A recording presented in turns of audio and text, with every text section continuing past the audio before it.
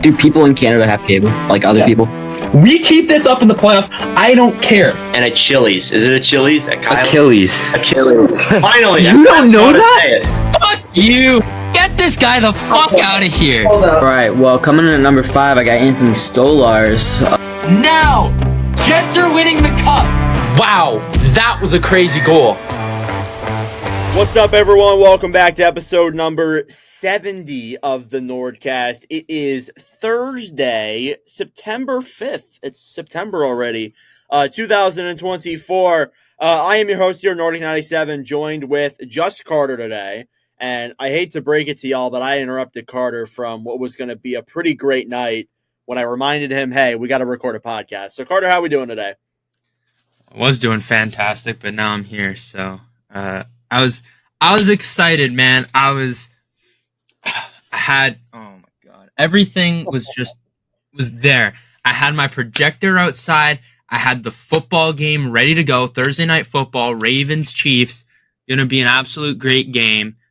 Ready, had the hot tub ready, and then I get a text from Nordic. Are you in yet? I'm like, fuck. You should have did it from the hot tub. No, we do not want to see Carter tarps off. That is not a podcast I will ever do. I feel like the bubbles would be like, they would make so much noise too. That's the other thing. Yeah. I mean, I got a little rubber ducky in there. I named him Nelson. He's pretty chill. Oh my God. All right. So you can tell by the title of this episode that we are starting our conference previews today. We wish we could have Jack here to join us, but he rather's doing volleyball tournaments over our podcast. So that's cool, I guess.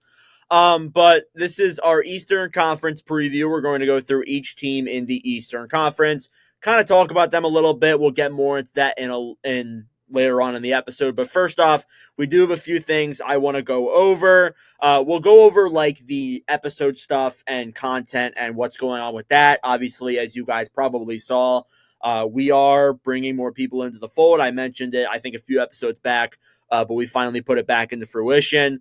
I'll talk more about that at the end of the episode, so stick around till then. But first off, we got to go through some news around the NHL because there's been a lot. And I think that we have to start with what happened in New Jersey last week. Johnny Gaudreau and Matthew Gaudreau, two brothers, two great hockey players, both passed away in a bike accident last Thursday night. So about a week ago today was when both of them passed. They were both terrific. Gaudreau played in Boston College, won a Hobey Baker, tore it up even at his size. He's a small kid. He's not one of those bigger guys or an average sized NHLer. He's a much smaller dude, and he didn't let that stop him. He played at the college level. He played at the NHL level. He was Calgary's cornerstone, essentially, for a while, and he was a fourth-round pick, too, which is the craziest part. Matthew, I didn't know a ton about. I know Matthew's definitely played some hockey. I think he played with Johnny at Boston College. I think so, yeah. So, and he also went on to play for the Reading Royals, played some ECHL time. He did play in the AHL, but recently he was going to be the coach of a USPHL team in Westchester, Pennsylvania. Absolute tragedy. We lost two amazing people in the hockey world. Carter, I gotta ask you, what is Johnny Hockey has definitely been someone who has had a lot of great moments, but what's one that you remember the most and one that is your favorite? So I think, when I was younger, I was never really like into hockey. And so I never really followed the players. I didn't really know too much about it. I followed the Jets. I followed the Flyers. That was it. And I think my first memory of hearing the name Johnny Gaudreau was I was in the car with my dad. We were either coming back from one of my games or something, but we were in the car. We were listening to the game, and the Jets were losing. And we were like, okay, this game's kind of over. And the last goal that was scored was Johnny Gaudreau, and I think it was a hat trick goal. And because I think his first hat trick was against the Jets. I can't remember. I'll have to pull up the game. Actually, I'll check right now. But that was the first moment I remember of Johnny Gaudreau, And since then, I kind of followed his career. I was a big fan of him, and Johnny Gaudreau. He's a guy that I think will he'll be missed for a long period of time. So it's really sad to see him go. But my first memory of Johnny Gaudreau is hearing his name being called as he scored I'm pretty sure a hat trick goal or just a regular goal that kind of ended the game. And he was a special player. I will say that he was a special player, and it it sucks. Yeah, it's horrible. It sucks to lose a guy like that. Yeah, it's horrible. I don't remember the first time I've heard Gaudreau's name. I don't remember that, but it's great that you remember that. My favorite memory of Gaudreau, it had to be during that 21-22 first round playoff series against Dallas. You go to game 7 overtime. He scores that goal. I don't know if you remember this, Carter, but he scored that goal from like an impossible angle. Like he was on the goal line at the left corner and tucked that in on Jake Ottinger at the time. And unreal. I remember like that game, watching that game. It was unreal. And Gaudreau after that went to Columbus, and he got a lot of flack for going to Columbus. But someone like him chose such a small market, and not only that, he did it for his family too.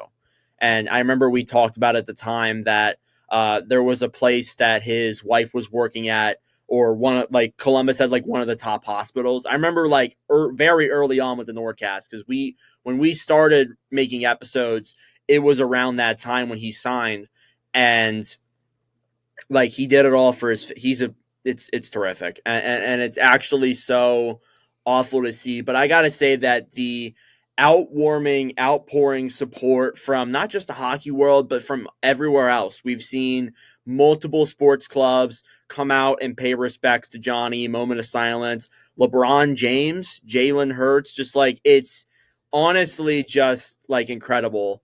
The amount of support that it's received. And last night, at the time of recording of this podcast, was when they did multiple multiple like honors in Gaudreau, in Calgary, and Columbus, and it was terrific. Like it was beautiful seeing all the candle lights and all that, and I saw the speeches from Werenski and Backlund. It's sad. It's so sad. And I remember when it was leaked, because the way that I found out, well, first off, when I found out, it wasn't even like really true. It was just like a rumor on Twitter, which first off, it should never be a rumor. The reporter who broke that news is a friend of mine, and I actually talk to him sometimes, but that was a moment where I was incredibly disappointed, and I cut him off, because that is something that you want to be first to get clicks, to get recognition, and that just doesn't stand by me. And that is just such an awful thing to do. But again, I gotta say, Gaudreau and Matthew doesn't get enough credit, but they're both terrific people, and it's horrible for the Gaudreau family. So, Carter, anything more you want to add? Yeah, like we're talking, like we're not only losing a great hockey player, but you're losing, a guy who put his family first, who a great teammate. Every single person that put anything out about him had nothing but great things to say. How they talked about him sounded like he had been their best friend for decades. From every single person that talked about him, he was the most well-liked guy in the locker room. He was never not smiling. Like, this guy was just a great piece of energy to have. And it's so sad to see him go. And, just PSA, please, guys, don't drink and drive. Yeah, exactly. There are safer ways to get home. You call an Uber, call a cab, call a friend, call someone. You do not want to be the one to do this. This is not what you want, and it's sad that this is what happens, and this is how it happens, and so just be responsible, please. Yeah, and be because responsible. you don't know who you're gonna end up taking away. Especially it could be someone who means a lot to so many people, and yeah. So be safe, be responsible, please. Yeah, it's absolutely horrible. There's no easy way to move on from that.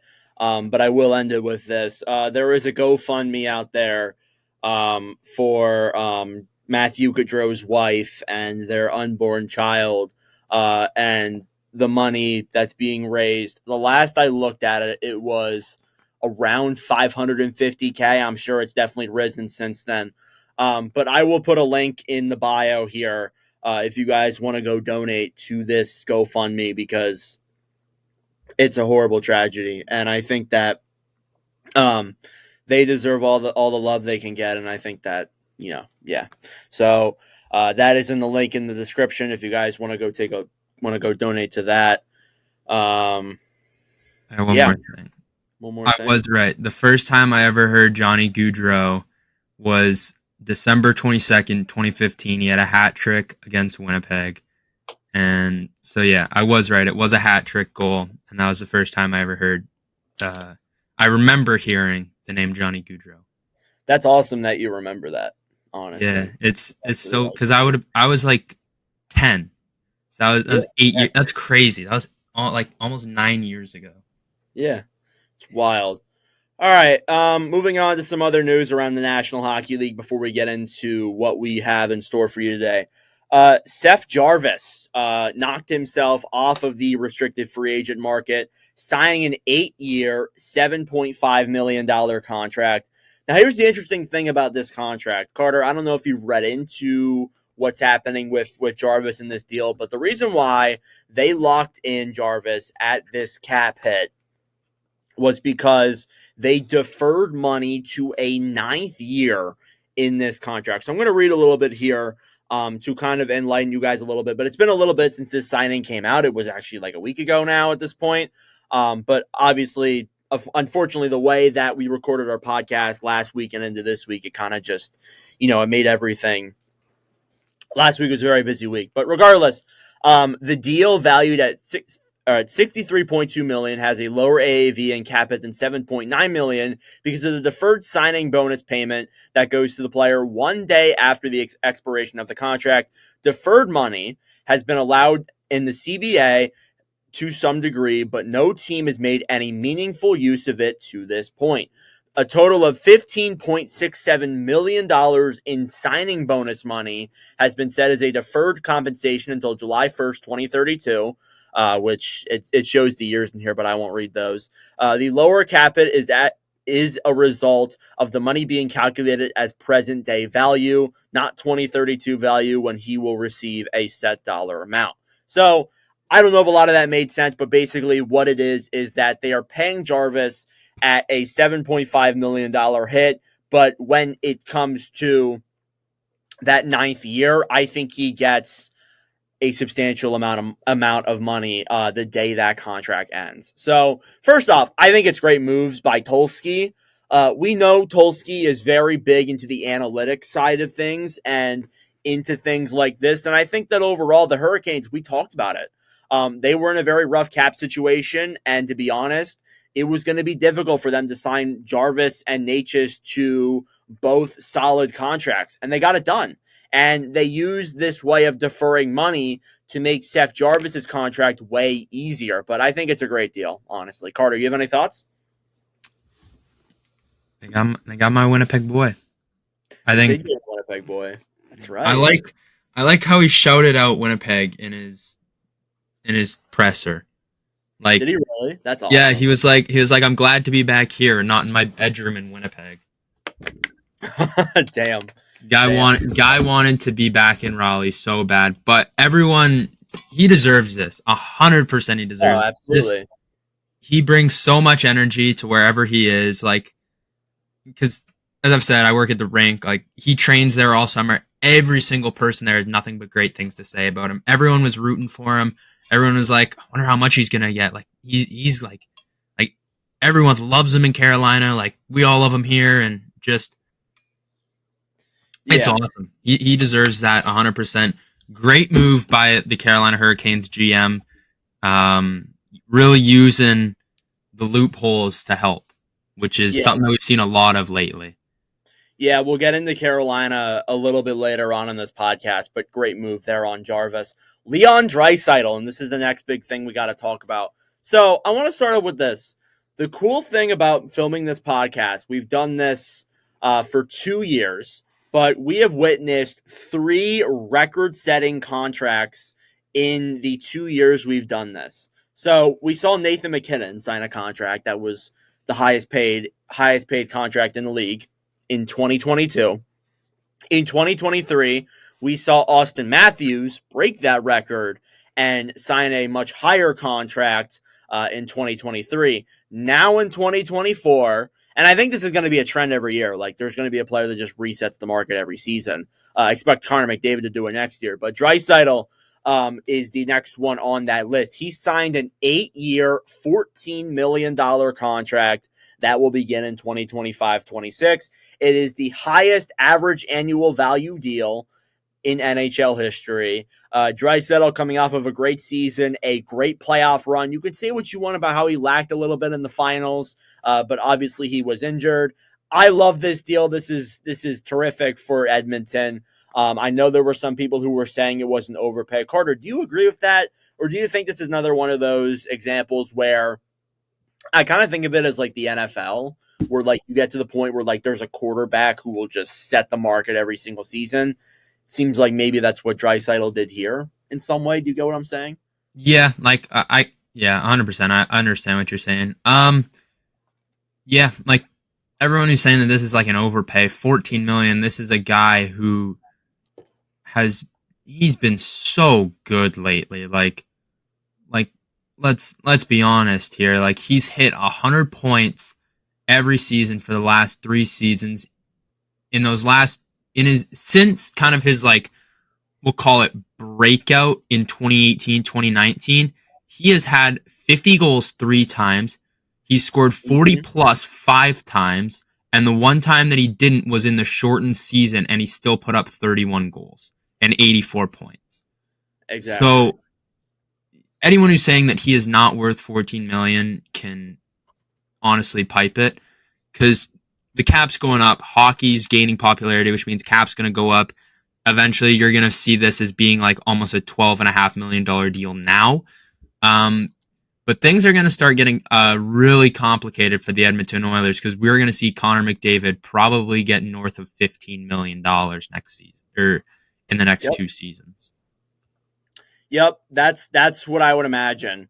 I think honestly, like again, there's a lot of factors into why Draisaitl got 14. First off, he was being paid a terrific amount he was on a terrific contract before this. Like Peter Chiarelli, he didn't do a lot of great things in Edmonton. I understand that, but one of the things that he did really well was lock up Draisaitl to what was a terrific deal. So honestly, I think that he deserves this pay raise, and you got to look at something here too. So I want to look at this interesting stat, because it's definitely something that people kind of overlook a little bit. So if I'm correct, these are the points per game in the playoffs all time. So number 1, you got Wayne Gretzky, 1.8 points per game.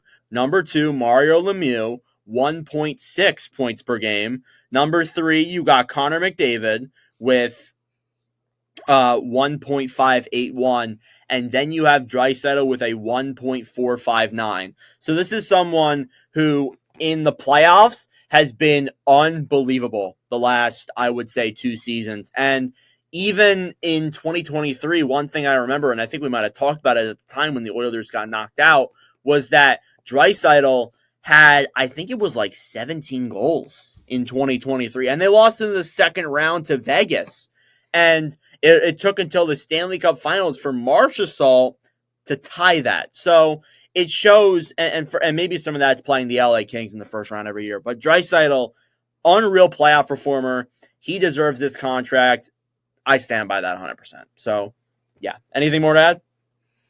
No, I got nothing more to add. But this is what he deserves. So you gotta live by it. Yep. Right. A few more things here. Torrey Krug is out for the season for the St. Louis Blues due to undergoing a major surgery on his left ankle.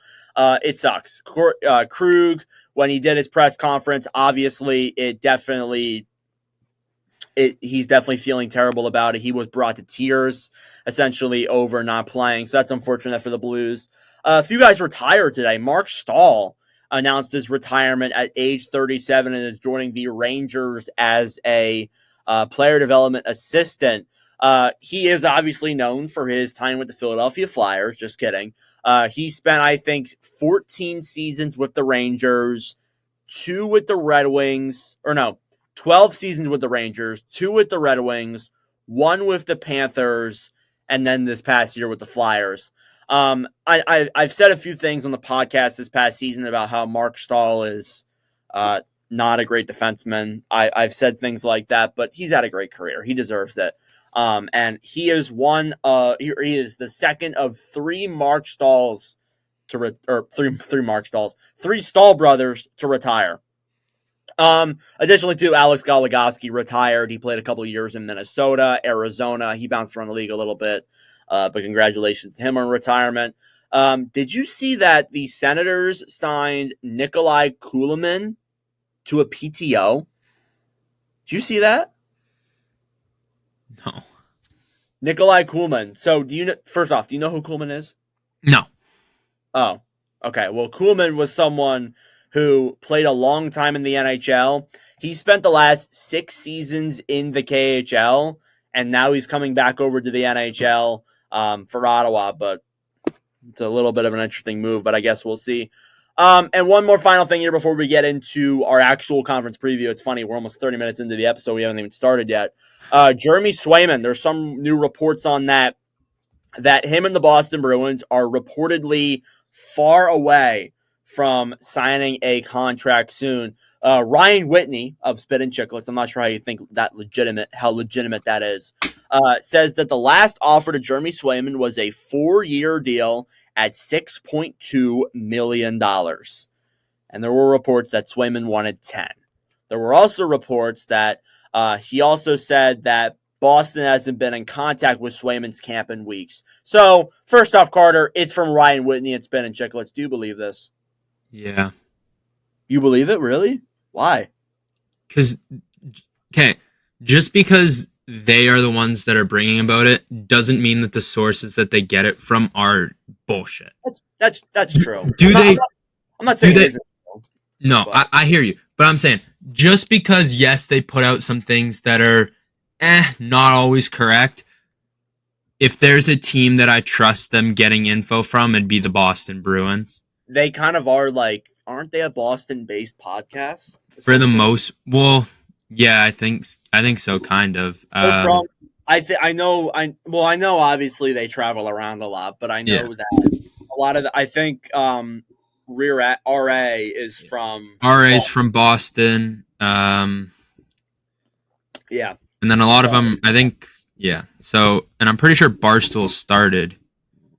Yeah, and I know Grinelli, the producer. He's in Massachusetts. He's a big Bruins fan. Yeah. But anyway, we digress. I would listen to it.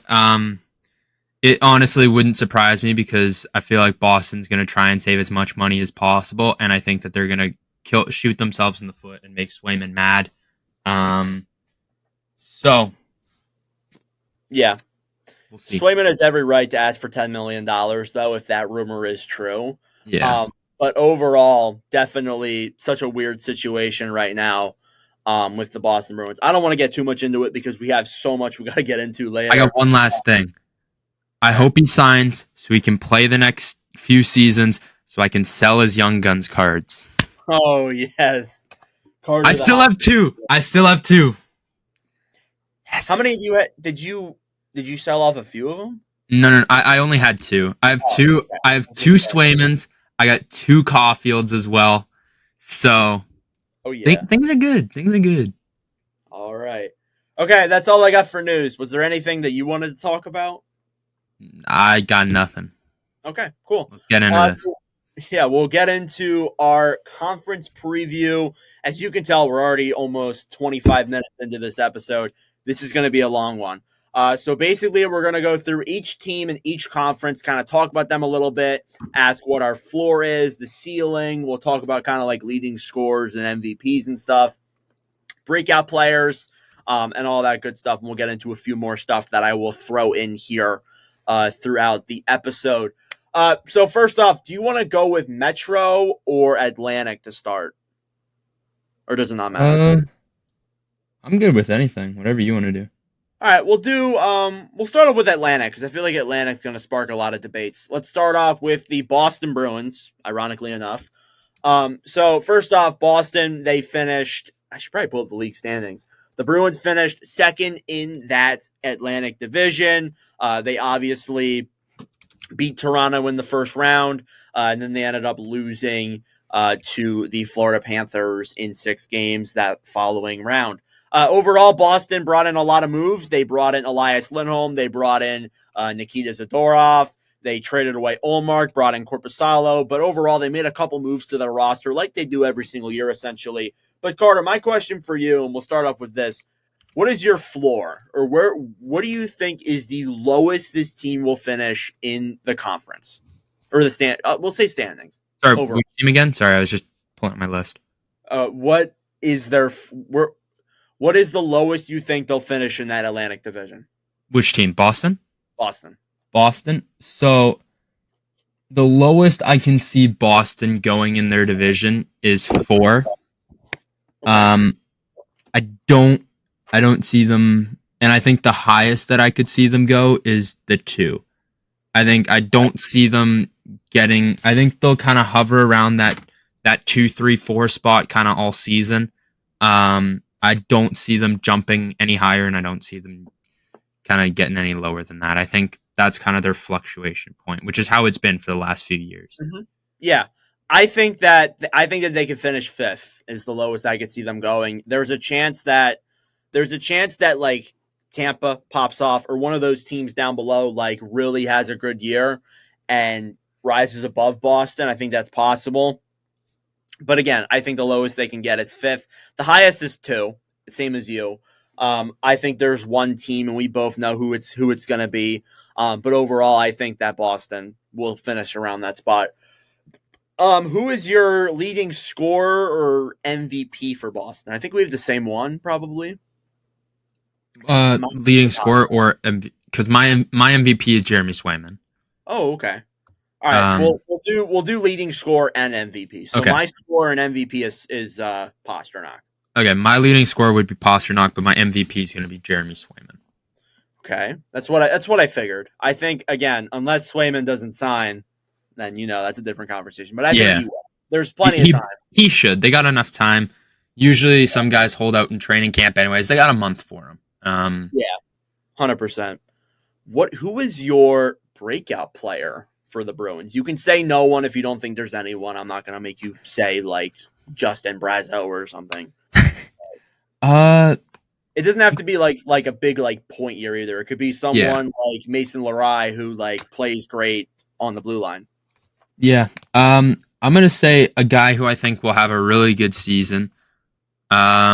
I don't know if you could really classify him as a breakout, but I'm gonna classify him as one anyway. I'm gonna say Charlie McAvoy. I think he's due for a big year. I think we're gonna see him. I think we could see him get thrown into the Norris conversation this year. Okay, I like that one. I'm going to go on the blue line as well. I'm going to say the example that I had, Mason Lohrei. I think he played first pairing minutes with McAvoy this past year. He's actually heading into a contract year. So I think that he's someone I could see having a big breakout year. Not necessarily maybe not points, but I think he's someone who could definitely put up a pretty good season with the Bruins. All right, the last part here for each team that we're going to do is rank each part of their team out of 10. So their offense, their defense, and their goaltending out of 10. So we'll start off with the offense. What do you think? I think I'd go with Let me see. Man, I'm just looking at their roster right now. That You first, can do like decimals too, I guess, like a 7.5 or whatever if you want. yeah, I'd give it a 7. 6. I'll give it a 6.5.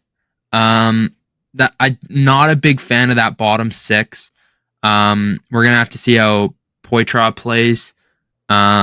Even that second line's not looking too standing out to me.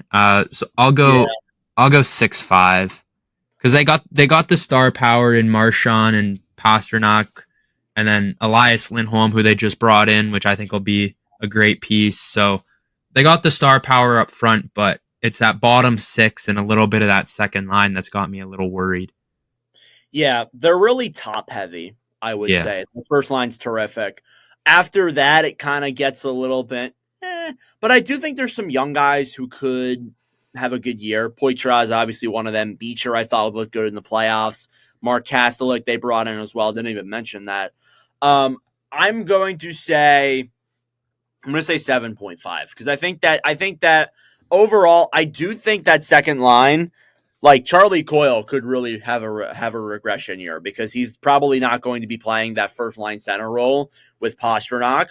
So I think that could affect his production a little bit. But overall, I think it's a 7.5. The defense. Defense. I like their defense a good amount. I'm gonna go 7.5 on this. Really, I'm going 9 here. I think that's a terrific top 5, to be honest. Like it's a very good defense, but I mean, it's not like I'm looking at 8 as being like you have your number 2 pairing is borderline a number 1 pairing. Oh, okay. So that's how I'm kind of looking at it. But I mean, you know what? I'll go 8 for it. I'll go 8, and I'll 9 or above. I'm thinking like you're stacked. Like I'm talking, you got Devon Taves on your second pairing, kind of thing. All right, and goaltending. I think goaltending. See, Swayman's really good, but then there's Korpisalo. Like I think Korpisalo could be better as a backup, but like. I don't know. I want to know what you think first. So I think Swayman I'd put as he's a top 10 goalie, so I'd put him at a 9. Korpisalo, I think he kind of just got. He had a horrible year last year, but so did Ottawa. To be fair, yeah. So you can't really blame him too much. I'm gonna go 8. Yeah, I'm gonna go 7.5. Actually, no, I'm going to go 8 as well. I think Korpisalo is in for not a bounce back year, but he's in for a much better year than last year because it doesn't get much worse than it was that past year. Some other things that I do want to talk about. I'm going to make some over-unders for you. Boston Bruins. So they had 47 wins this past year. Over-under 49.5 Under. wins. Under, really? I don't see them breaking 50. Okay. Moving into some of the stats now. Over under Pasternak 105 points.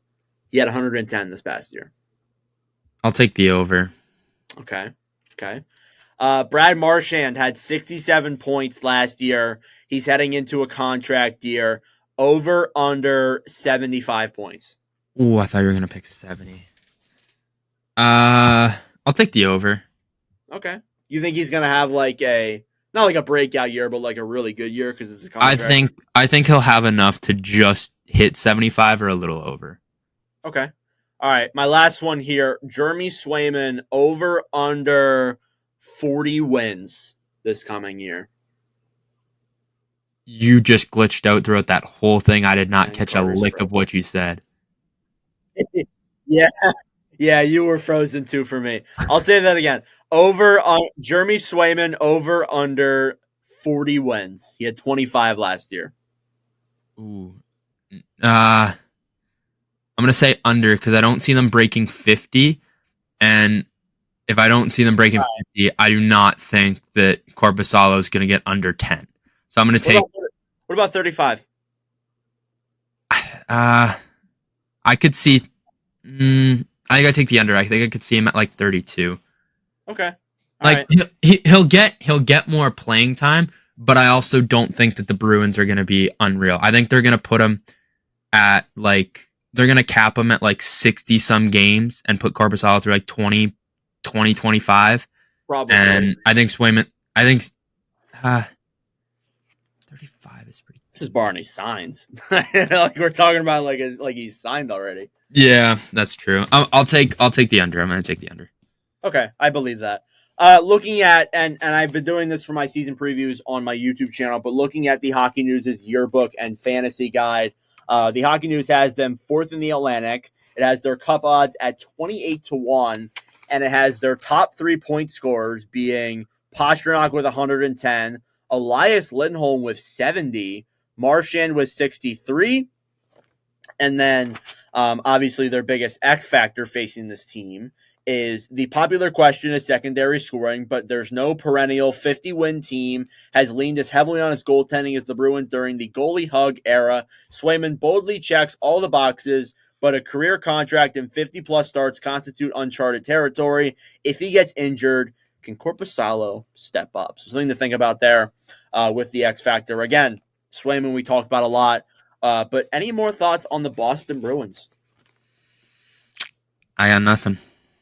Okay, we'll move into the second team in the Atlantic. This is going to take a while. The Buffalo Sabres. They made a lot of moves. They missed the playoffs for the 13th straight season this past year. They went 39, 37, and 6 for 84 points. They were 6th in that Atlantic division. They made a few moves. They traded away Matthew Savoy for Ryan McLeod and Tucker Tullio. They bought out Jeff Skinner, let go of Zegmas Girgensons. They brought in James Reimer as their third-string goaltender. They brought in Jason Zucker, Nicolas Aube-Kubel, and a few other notable names that are definitely being talked about. But overall, Carter, what is the floor for this Sabres? Where's the lowest you see them going? You have a smile on your face right now, so I'm a little scared. Yeah, you brought up Matthew Savoy trade, and I just find that still funny. I know. It's still ridiculous, to be honest. Okay, so the floor I have for them is I have them 7th in the Atlantic. That is my floor for them, and I think that their peak is going to be the 4th in the Atlantic. I think that's their ceiling. 7-4 is what you see. Yes. Okay. I could see them finishing 8th. I'm not gonna lie to you. I think with what Montreal is building, I could see them going 8th. That's my floor. My ceiling is also 4. I don't see them cracking into the top 3 unless one of those 3 teams has a massive crash out. But again, I think the Sabres will probably end up somewhere in the middle. Who is your leading scorer for this team coming up? We'll start with that. For the Buffalo Sabres, my leading scorer is Dylan Cousins. Okay. Mr. Canada, correct. My leading scorer is going to be Tage Thompson. Who's your MVP? My MVP is, without a doubt, Rasmus Dahlin. Yeah, I was going to say Rasmus Dahlin as well. Carries that blue line. Mm-hmm. Next up, then, a breakout player. Someone who you think is going to have a good year.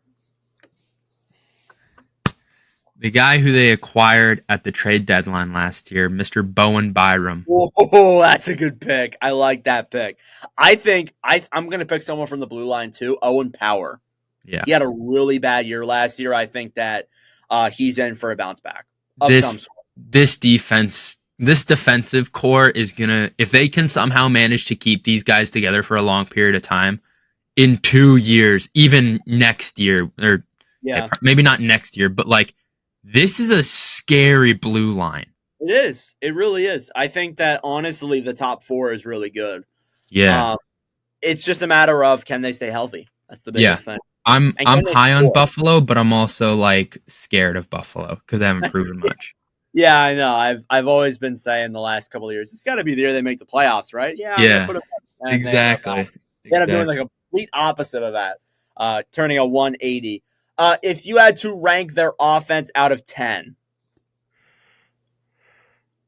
not gonna lie, you got a lot of young talent in here. There's a lot of young talent, and I like I like this second line a lot better than Boston's. Okay. Like by far. Even that, like this third line's really good too. I'm gonna go 8. I'm gonna go just because there's a lot of like uncertainty. I'm gonna go 7.5. Yeah, that's fair. I think that the first line again, it's like Boston. They're really top heavy. Great first line. Second line, a lot of young guys, kind of a little some what ifs. But overall, I think that if everyone pans out, this is a really good team. If all the young guys, if imagine if all of them broke out at the same time, like you're in for one hell of a treat there in Buffalo. Yeah. Defense, what do you think? I gotta get my charger. Hang on. The defense. Well, for the defense for the Buffalo Sabres, I'm gonna go with a nice little 9. Ooh, you have them above Boston, man. I'm gonna go. Yes. I'm gonna go 8. I think that's where I'm sticking with Buffalo. Listen, It's young. That's I'm the biggest. I'm very high on this Buffalo defense. I like it. I like it. I like that a lot. And their goaltending. UPL had a good year last year, and maybe did. Levi takes a step. He did have a good year. I just need to see this Devin Levi step really bad. Yeah. Like I was so high in Devin Levi. I still am high on Devin Levi, but Oh, me too. But I need that breakout for him. I need it. I don't think it's this year though. Otherwise, I obviously would have picked him for my breakout.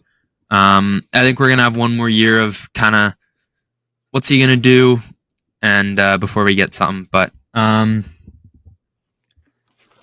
god, I don't know. I think I'd go 7 flat. I'm gonna go 7 flat. I'm gonna go 6.5. I don't know. I think UPL had a really good year last year, but could that second half of the season could that be a fluke? That's what I'm asking myself, to be honest. But overall, I think Buffalo is an interesting team. Some over unders here for you. Tage Thompson had a down year last year, 56 points in 71 games played. Over under 70 points this year for Thompson. I'll take the over. I'm honestly, I might be slamming the over. I'm not gonna lie to you. Yeah. Because I think Thompson had a down year last year and he's gonna be pissed off. Zach Benson. Benson played 71 games this past year, had 30 points, scored 11 goals. Zach Benson, over under 50 points this coming year. Ooh. I'm gonna say under, but I think if he ends up beating out Jason Zucker for that second line spot, I think I could see him making it. But I just don't see him on this third line breaking 50. So I'll keep it at that. Okay, I like that. We'll go with UPL. UPL, over under a .910 this coming year, save percentage. He had one of those this past year. Exactly .910. I'm gonna take the under. I'm gonna go either right on the dot. I don't know how you say it, like dead on when you're betting. I don't know. Push. I'm gonna say he either gets dead that or he's gonna be under. That's kind of where I think is gonna be with UPL. But yeah, going to the Hockey News' fantasy guide, the Sabres are projected 5th in the Atlantic. Their cup odds are 42-1. The X Factor, Kevin Adams methodically rebuilt the Sabres, refusing to take any shortcuts. Instead of quick fixes, he tried to set the team up for consistent success. But the Sabres have matured and entered a new phase. There are playoff expectations, and if the team falls short, there could be another regime change. The leading point projections for the Sabres, Tage Thompson at 72, Tuck at 68, and Dahlin at 63. So, two things we forgot to mention before we move on to the next team. First off, Buffalo has a new coach. They hired, I guess it's not really new because he was there before. They hired Lindy Ruff as their brand new coach. And additionally, I think this could be the last year we see Kevin Adams as GM in Buffalo. What do you think, Carter? Do you think that if Buffalo misses the playoffs, do you think that he's going to be let go? He's been there for a while. Yeah. Because I think you got to utilize your time with this young core on their somewhat cheaper deals. So, yeah. Yeah, that's kind of where I view that. But overall, Buffalo, interesting young team. we'll see what they do this year. Moving on to the Detroit Red Wings. The Red Wings are they had a big year last year. They went from being a rebuilding team to coming close to the playoffs. They went 41, 32, and 9 for 91 points. They were fifth in the league, fifth in the division this past year. They were exactly 1 point from making the playoffs. They made a lot of moves this past offseason. They let go of Gostisbehere. They let go of Perron. They let go of Wallman. They let go of Sprong. And they brought in guys like Tarasenko, Eric Gustafson, Cam Talbot. They made a few other moves too, re-signing Patrick Kane as well. I almost said Patrick Laine. But overall, Carter, what is your floor and ceiling for this Red Wings team? So my floor for this Red Wings team is gonna actually be 6th in the Atlantic is their floor, and I think their ceiling is gonna be 3rd in the Atlantic. I could see this team making a very strong case for top 3 in their division, especially looking at how Raymond ended off last season, looking at Draisaitl, who's ready for another step. And then you're going to get a full-time year of Patrick Kane and Alex DeBrincat together. You brought in Vladimir Tarasenko, another goal scorer who can, like, if you're looking at that, like, you replace, okay, like, obviously Tarasenko and DeBrincat aren't two of the same goal scorer, but you replace, no matter where you put Kane on that first or second line, there's a scorer on that line for him to get the puck to. Yeah, I agree. My floor is 6. Actually, I have the same as you. My floor is 6. My ceiling's 3rd. I think that honestly, this team, they are either going to have another year where they kind of build this core up, or they're going to have a year where they break in. I think honestly, last year they looked really exciting. My only concern is the defense and the goaltending. That's really the only thing that I'm concerned about. Who is your leading scorer projected for the Red Wings? My leading scorer for the Detroit Red Wings, Lucas Raymond. Yeah, so I think we both have Raymond. Your MVP. Ooh, my MVP. I'm going to say Dylan Larkin. Yeah? Captain. I think he brings more than just scoring. That's a fair one. I was going to stick with Lucas Raymond. Or no, sorry, not Lucas Raymond, sorry. Draisaitl. Okay, I like that. I mean, he has a very good case for MVP. I think that's different from what I actually. I had in my thing. I had Raymond, but I could see Raymond or Draisaitl. I was struggling between the two, but it's gonna flip flop for a while for me. I'll never make up my mind. Yeah, and again, those are two guys who have not signed contracts yet, so we're obviously waiting for that to go down. But regardless, it'll happen. It'll definitely happen. We'll see it soon. Yeah. A breakout player for this coming year. This is an interesting one because I don't really know who I could see having a breakout year necessarily. They don't have a lot of Yeah, they don't. I don't know. I'm gonna go a little bit off the board. Joe Veleno. They want him to have a bigger role this year with the team. I think Veleno is one that could. I don't know. What do you think? I was gonna say Andrew Kopp. Kopp's another one. Kopp's definitely another one. But I think Veleno, they want him to take a bigger role this year. There's a chance that he does have a little bit of a breakout year. But again, I don't know. If you had to rate their offense out of 10, they have a really good top 6. The bottom 6 is eh. Yeah. So I'm gonna go solid 7. That's fair. I'm gonna go 7-5. I like it a little bit better. I don't know. I love that top 6. That's my biggest thing. That top 6 is really, really nice. When we get to our Western division, you're gonna hear me talk about this when we get to the last team of that, and that's the Winnipeg Jets. But they need a 2C, and that top 6 is unbelievable. Oh, absolutely. That's the only thing they're missing. Yeah. Comfort is good and all, but he's not he shouldn't be a second line center. Come on. Their defense. I'm gonna say 4.5. I don't like it. I don't like it outside of Seider and Edvinsson. Their 7th D's Justin Hall, and they're paying him $4 million. I like Jeff Petrie, Or no, who am I? Is he the guy I'm thinking? No, there's someone I'm thinking of. Is it Matheson that I'm thinking? There's someone on who. Montreal. There was Matheson's on someone. I think I don't know who I'm thinking of, but there was a guy who it might not. No, it definitely wasn't Petrie. You got Ben Sherratt, Yeah. Moritz Seider, Simone. Yeah, Edmonds. no. I have their roster pulled up. Yeah, okay, maybe it wasn't them. Yeah, I kind of I kind of agree with you on that one. It's not the greatest. I'd go 5, just because that first pairing is really good. Mort Sider's unbelievable. I think he's a top defenseman in the league. Yeah, absolutely. Their goaltending, I think it's better than the defense. I'm gonna go 6, but I don't know. Like Talbot for me is a wild card. He's a what if. I'm gonna go 5-5. Okay. I'm gonna rely on it. I'm gonna go 5 actually. You need a guaranteed first goalie, and I don't They see didn't it. solve that today. They didn't solve that this year. No. I do think though, like when you get to the point where obviously, the team, you get Kosa and Augustine to come in, I think that'll make things easier. But overall, again, not ideal whatsoever. Moving into the over unders that I have for you, Vladimir Tarasenko over under 50 points with the Red Wings this coming year.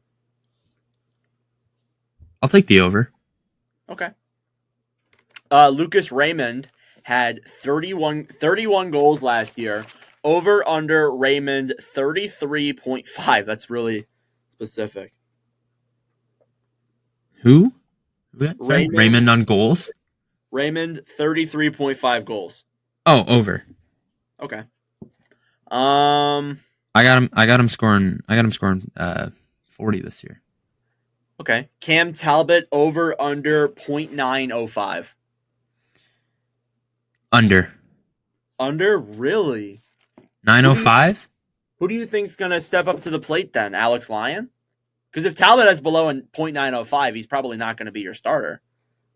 Well, I know, but I'm saying here's my thing. Here's my thing is that if they are to reach their ceiling, it is going to come from their high-powered offense.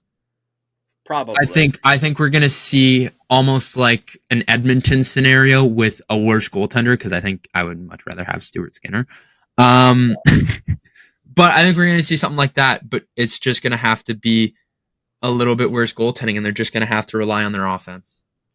Yeah, I agree. Moving into the Hockey News' fantasy guy, we'll try and move a little bit more quicker here, but the Red Wings are projected 6th in the Atlantic. Their cup odds are 50-1. Their X factor is asking for more from players in their 30s, such as Kane and Tarasenko could prove fully. The real X factor could be Raymond. He took a huge step forward in production last season, his 3rd in the NHL. The 2020 first rounder scored 14 goals in Detroit's final 18 games. And the projected points for this coming year, you got Raymond at 82, Larkin at 77, and DeBrincat at 68. So some interesting names there. But again, Detroit, if they don't make it this year, I know people are expecting them to get in, but if they don't make it this year, it's not that big of a deal. I understand you want to see playoffs. You haven't seen playoffs in like 9 years in Detroit, but they have a pretty good prospect pool that they're building. You have guys like Edmondson who will come up this year. Pellica could get some time. Danielson, Casper, Nygaard. There's a lot of good names in this Red Wings pool. It's just a matter of, can they get in? It's the biggest thing. Moving in now to the Florida Panthers, the Stanley Cup champions. They finished 52-24-6 for 110 points. First in that Atlantic Division. They went on to beat Tampa. They beat Boston. They beat the Rangers. And then they beat the Oilers in 7 games. Carter, I'm going to not waste much time here because we know what Florida can do. What is your floor and ceiling for this team? Ceiling is the 1. Yeah, this is the 1. Yeah. Floor, I could see them going 3. Possibly. But I'm not 100% sure. It's only if they kind of take a step back because their core definitely got weaker. But I don't know. What do you think? Lowest I see them going is 2. Yeah, I'm agree with you. Honestly, I think they're top two again. Yeah. So yeah, I don't see them falling yeah, off. right. Crazy. Who is your leading scorer? My leading score, Matty Kachuk. Mm-hmm. I figured as much. Your MVP, I'm going to say Barkov, actually. Sorry. Hold on, I gotta look at the I'm gonna go Carter Verhaeghe. I'm gonna take a little off the board here. I'm expecting a breakout. He's gonna be my breakout player. Okay. I'm expecting a big year from Verhaeghe. Okay, I like that. I forgot to mention too. They let go of a lot of guys. They let go of Brandon Montour, OEL, Tarasenko, Stolars, amongst others. They didn't bring anyone in that was noteworthy. Maybe we'll bring them up later on in the episode. But if you have, actually, I need a breakout player. My breakout player is going to be. Can't really pick him because it's his rookie year. I'm gonna say, I think Spencer Knight is a good year as the backup. I think he needs that. I agree. I think he needs a bounce back year. Rating the team's offense, I'm going to say a 9.5. I don't think it's a 10, but I'm going to go 9.5. I agree. Okay. I agree. Defense, I think it got a little bit worse. I'm going to go 8. Maybe a little lower, to be honest. I don't know. I'm gonna go 7.5. Okay. Goaltending, I think is I don't know, because you got Bob, and then you got kind of just like an backup. I'm gonna go 9.5. 9? 9. What do you think? 9.5. I think Bob carries that. Yeah, I'm gonna go. I was gonna go 9. Yeah, I think 9's fair. Actually, I agree with that. Over unders, I didn't even pull them up. Give me a second here. So the Panthers obviously had 52 wins this past year. Over under 55 wins. Ooh. I'm gonna take the over. Really? You think that they're gonna get 55 wins? I'm slamming under. Honestly, I don't know. I'll take a slight under. Okay. I'm not saying you have to change your opinion, but like No. But you kind of Then I kind of thought about it, and all right. Sam Reinhart. This isn't really an over/under question, but Reinhart had 94 points last year, 57 goals. Do you see Reinhart regressing a little bit, or staying at that same level? I see him regressing. Okay, that's what I figured. Over/under 40 goals though, or 45 goals for Reinhart though.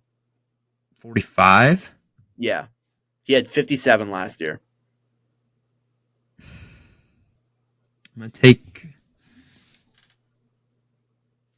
the over. I think it's gonna be just a bit over. Okay. So Matthew Tkachuk, even though like he had a good year, he kind of went down in production a little bit. Because obviously overall just was a year that wasn't like particularly lucky for him. Over under Matthew Tkachuk 100 points. He had 88 this past year. Over. Over? Okay, that's what I figured. Moving into the Hockey News' fantasy guide, they have the Panthers first in the Atlantic. Their cup odds are 13-1. Their biggest X factor is the Panthers have the core in place to make another run at the Stanley Cup. It's just a matter of whether their depth and power play can withstand the losses in free agency. Forsling is a wild card on the power play, while Lundell needs to carry Florida's bottom 6 for them to be successful. And the point projections, Barkov at 86, Reinhart at 83, and Tkachuk at 100-1. Didn't see him up there. Barkov at 86 and Reinhart at 83. So not bad. Again, I'll ask this question to wrap up. Do you think Florida can win a second in a row? Reminder, they've been to 2 straight finals. I don't think so. Really? I don't think so either. I think it's possible, but I don't think so. Yeah. It's hard. It's hard for a team to get to 3 straight finals. It's extremely hard. We saw Tampa do it. Before that, what was it? I'm trying to think. Detroit?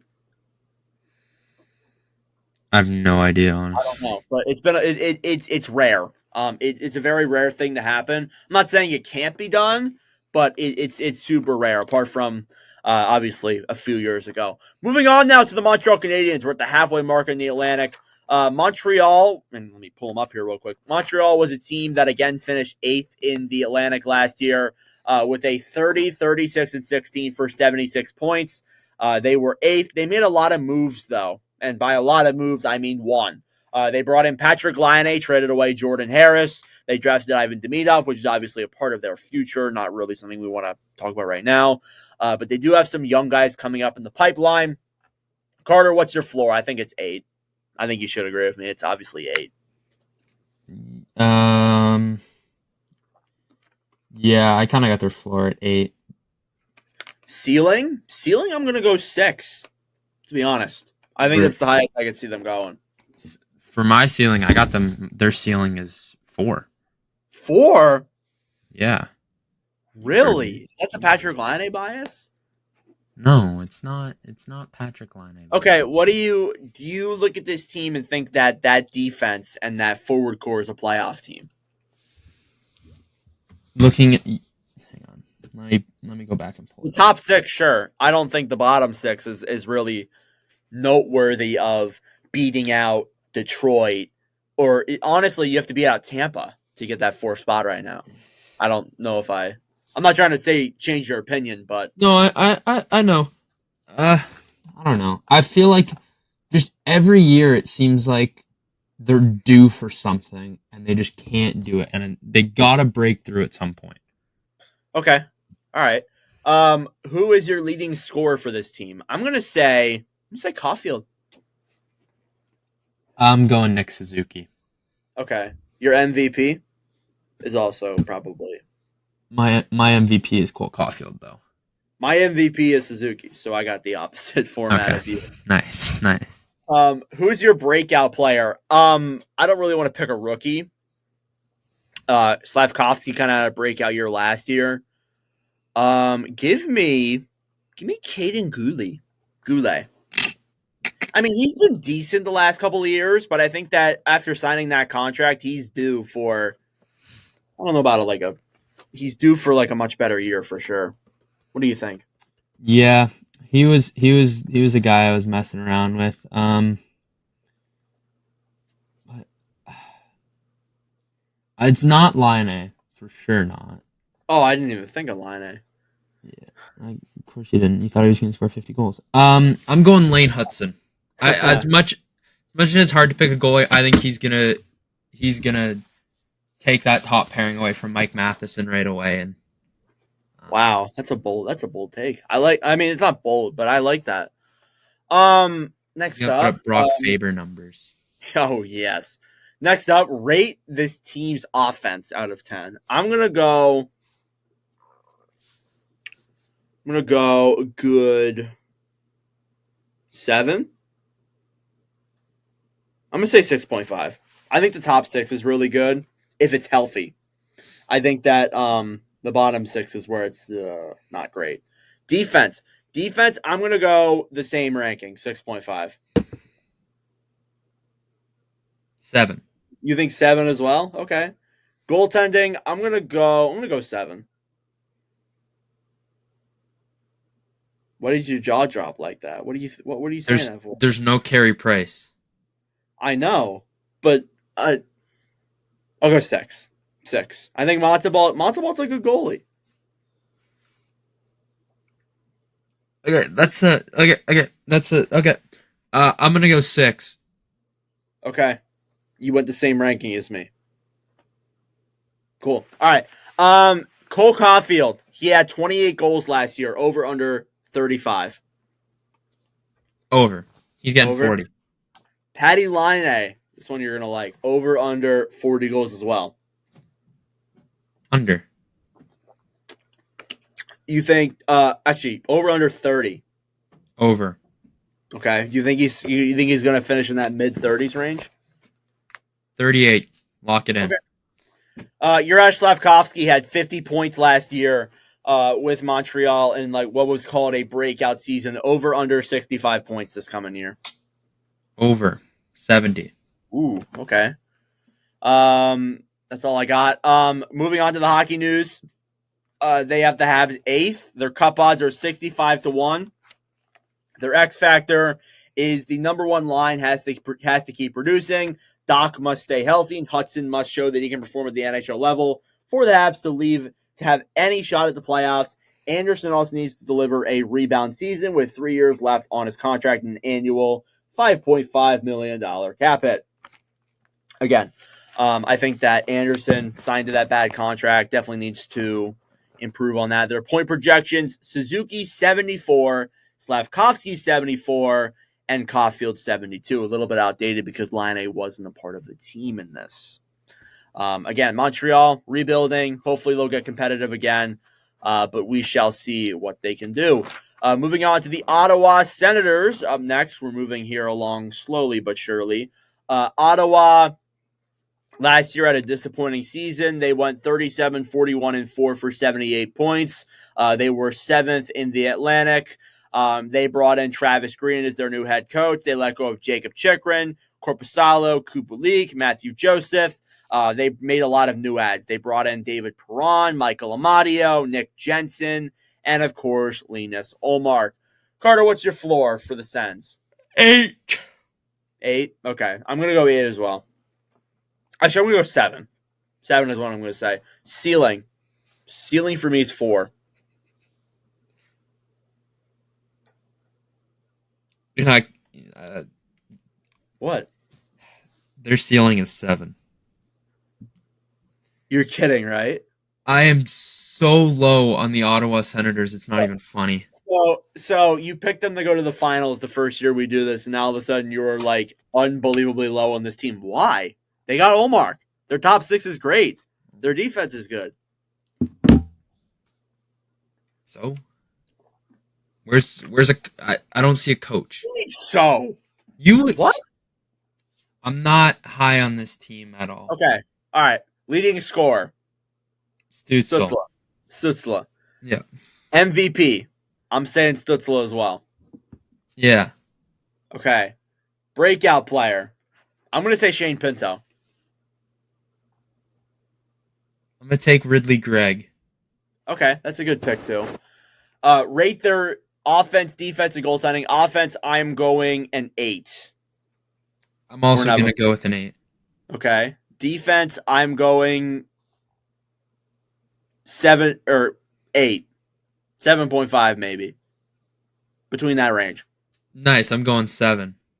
Okay. Goaltending, I'm going 7.5. Ullmark does carry that, but the backup's not that great. I agree. 7.5. Okay. So I gotta ask you, like, you agree with like what I'm saying and all these high rankings, but why are you so low on them? Why? It's this whole Toronto Maple Leafs theory. You got a good team on paper, but can't perform.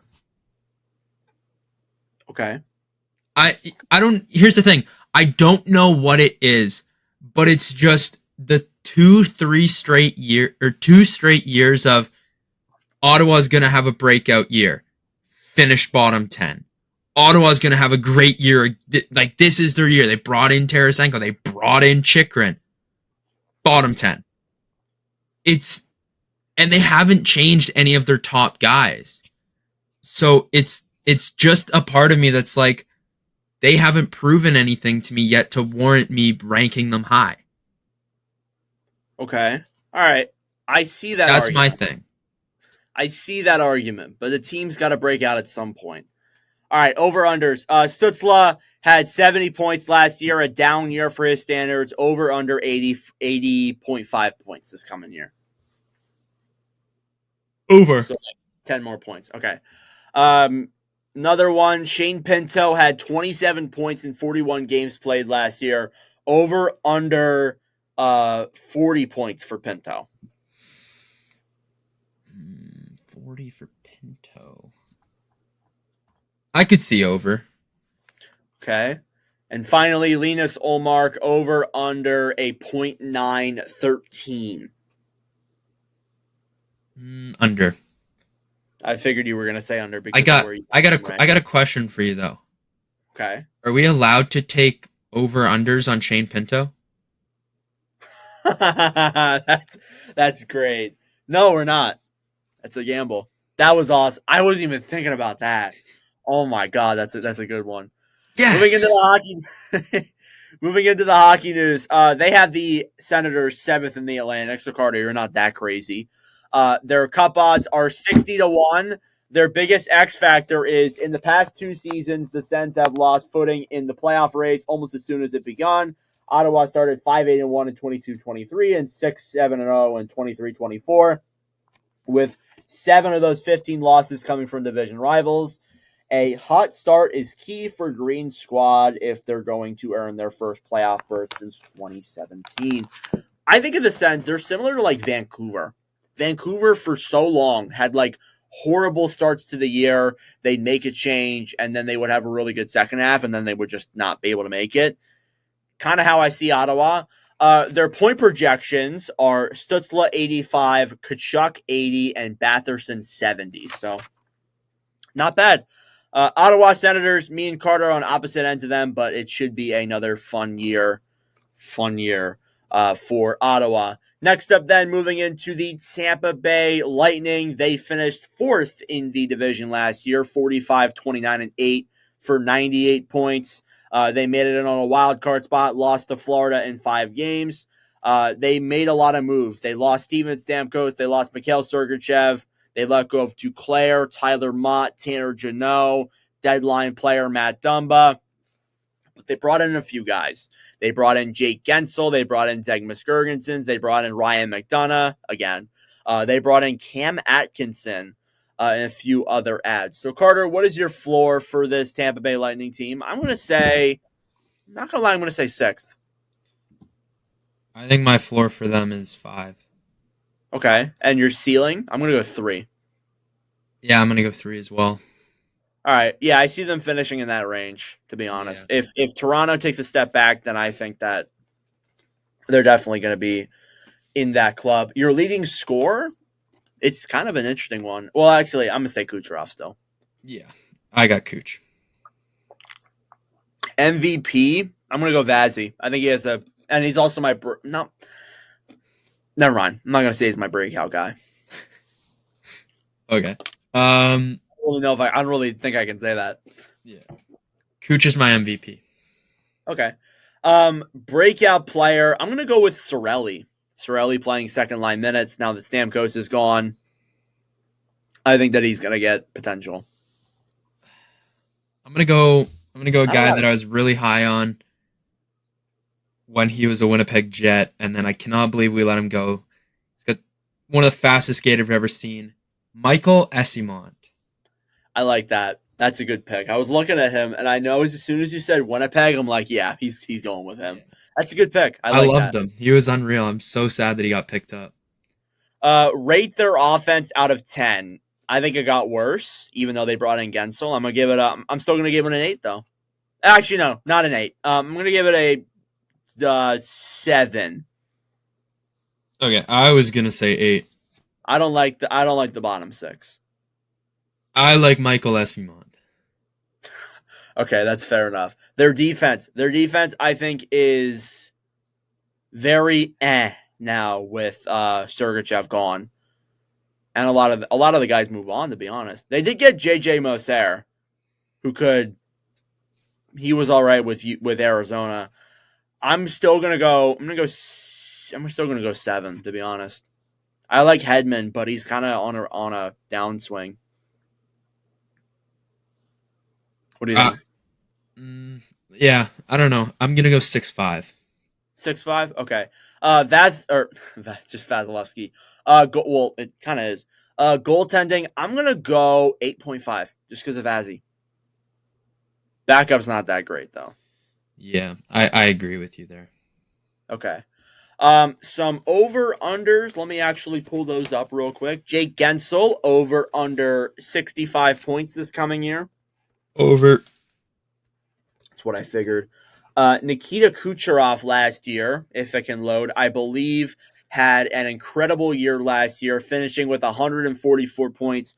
Over-under Kucherov getting 140 again.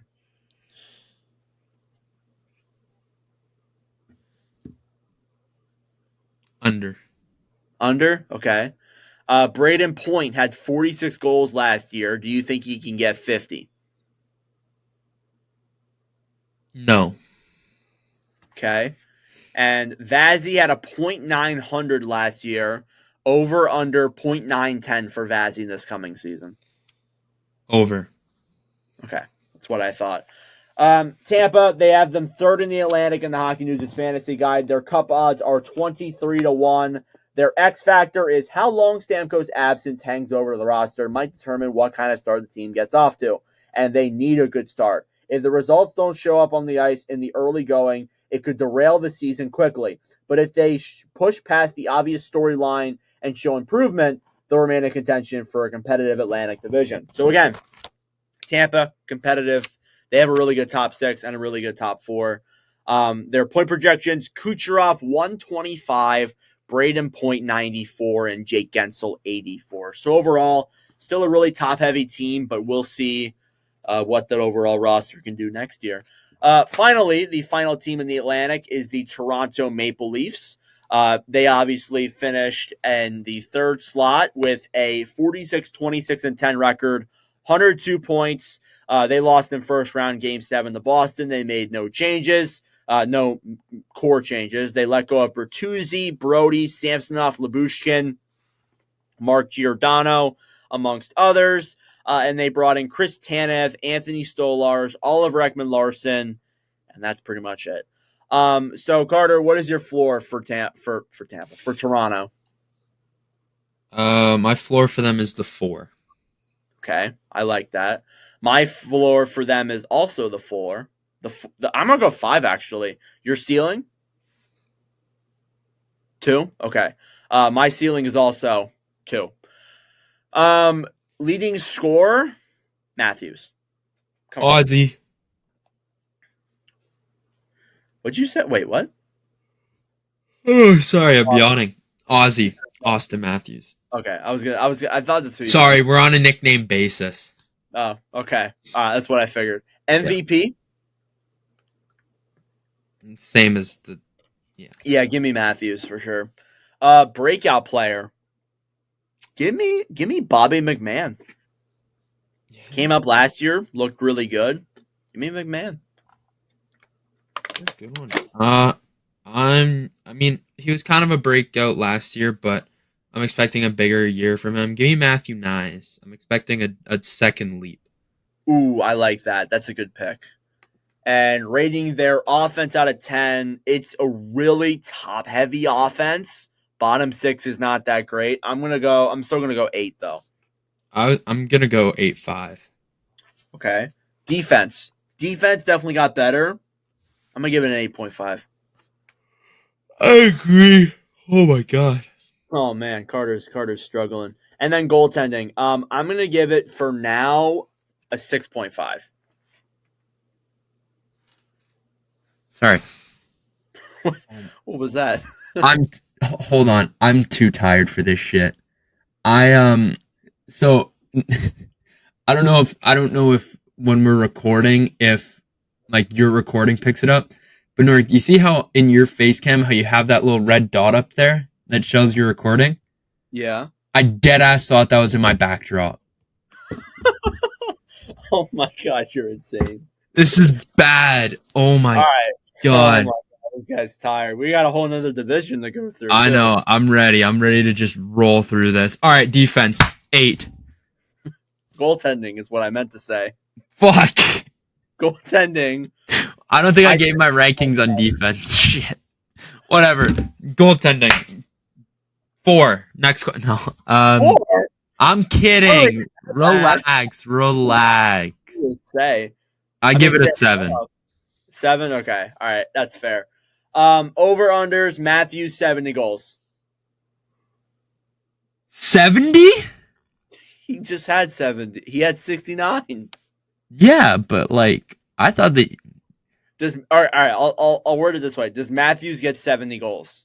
Okay, no. Like, I don't think so. No. Okay. All right. We'll come back to that. Nylander had a really good year last year, had 98 points. Do you see him getting 90 points again, or does he regress a little bit? Nylander? Yeah. I could see him getting it again. Okay. Joseph Wall. Do you see him getting a over under 2.2 or no 2.4 goals against average?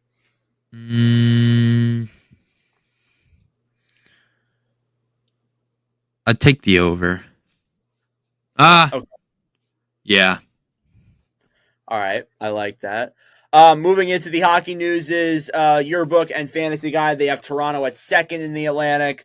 Their cup odds are 16-1. The X factor is the swiftiest path to improvement lies in a single metric: team save percentage. Last year's .893 ranked 23rd in the Leafs pool. Never found stability in goal. Regardless of how well the roster meshes with Berube, the club will only succeed with capable net mining. I forgot about Berube too, by the way. Apologies. I keep forgetting about coaches that have been brought in. But again, I do think that it lies on the goaltending 100%. Their point projections, you have Marner at 101, Matthews at 100, and Nylander at 95. Okay. That's really interesting there from the hockey news. All right. But again, Toronto, definitely a team that it's going to be in the race, but it's a matter of what can they do in the playoffs. All right, Carter, wrapping up the Atlantic. We're halfway done. Who would you say is going to be the surprise team from the Atlantic if you had to give one? Surprise team. Holy shit. This is a rough one for him. This is a really bad one. I'm used to being asleep by now. Surprise team from the Atlantic is going to be Buffalo. Okay. Disappointing team. Ottawa, because I'm so low on them and everyone else seems to be high. So, All right. Dark horse. like to win the division? Not to get into the playoffs is what we'll say. Buffalo. Okay. All right. I like that. All right. Any more thoughts on the Atlantic Division? No, I got nothing. All right. Let's try and move swiftly through this here. We got the Metropolitan Division now, starting off with the Carolina Hurricanes. They finished 52-23-7 for 111 points. They beat the Islanders in the first round and then lost in the second round to the Rangers. They made a lot of moves. Let go of Don Waddell. They brought in Eric Tulsky. They let go of Jake Gensel, Brady Shea, Brett Pesce, Teuvo Teravainen, and Stefan Noesen. They brought in guys like William Carrier, Eric Robinson, Tyson Jost, Sean Walker, and Shane Gostisbehere. Carter, what is your floor for the Hurricanes? I'm actually going to go 4. Really? Yeah. I think they kind of regressed a little bit. My floor for them is 3. Okay. What's your ceiling? I'm going to say 1. Yeah. Actually, no, I'm going to go 2. I don't think they're better than the Rangers. I don't either, but you never know. I'm going to take them at 1. That's true. You never know. Leading score? Give me Jarvis. I'm taking Sebastian Aho. Okay. My MVP is Aho. Okay. He's my MVP too. All right. Breakout player. I love how Kuznetsov's on this depth chart. Shows you how outdated it is. I'm gonna say for my breakout, Jack Drury. Why not? Good pick.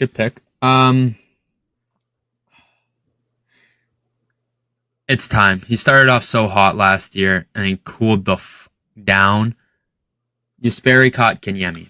Oh boy, that's a bold one. I didn't even think about that one. It's a good one. Rate their offense out of 10. I'm gonna go, even though they lost a lot of depth, I'm still gonna go 9. Okay, wow. Did not see. I was about to go 7-5. Really? You don't like this that much? I like that top unit. And then it slowly starts deteriorating. You know, you might be right. I'm gonna go down to 7.5. Actually, damn, you just took a crazy drop. Yeah, I know. I think you're definitely Let Listen, guys, even when I'm tired, I still know puck. All right, fair. I don't know what's in my background, but I know puck. Rate the defense out of 10. Man, Carter's on a tangent this episode. I am. I don't know what's going on with me today. I actually really like this defense. I'm gonna go 9. This might be a 10. I'm gonna go 9.5. I'm gonna go 9.5 as well, but I think it's really close to a 10. I just don't like Chatfield. I don't know why. I haven't been a Chatfield guy for like forever. I just don't. I'm not a fan of him. Not a fan of his game. I would also like to say this defense is still a 9 after losing Shea and Pesci. Like, yeah, that's actually ridiculous. That's actually wild. And I mean, they brought in like Walker and Gostisbehere, so I guess that kind of makes up for it a little bit. But like, that's still wild. Like their decor was stacked. It still is. Goaltending. I think it's a 9. I'm gonna go 9.5. I think it's just as good as their defense. Anderson for some reason always seems to play at a top level in Carolina, and Kochetkov is unreal. I like that take. Moving into the over-unders. It's going to take me a second here to load it up because I keep forgetting every damn time. First off, you have Aho scored 89 points last year. Over-under 90.5.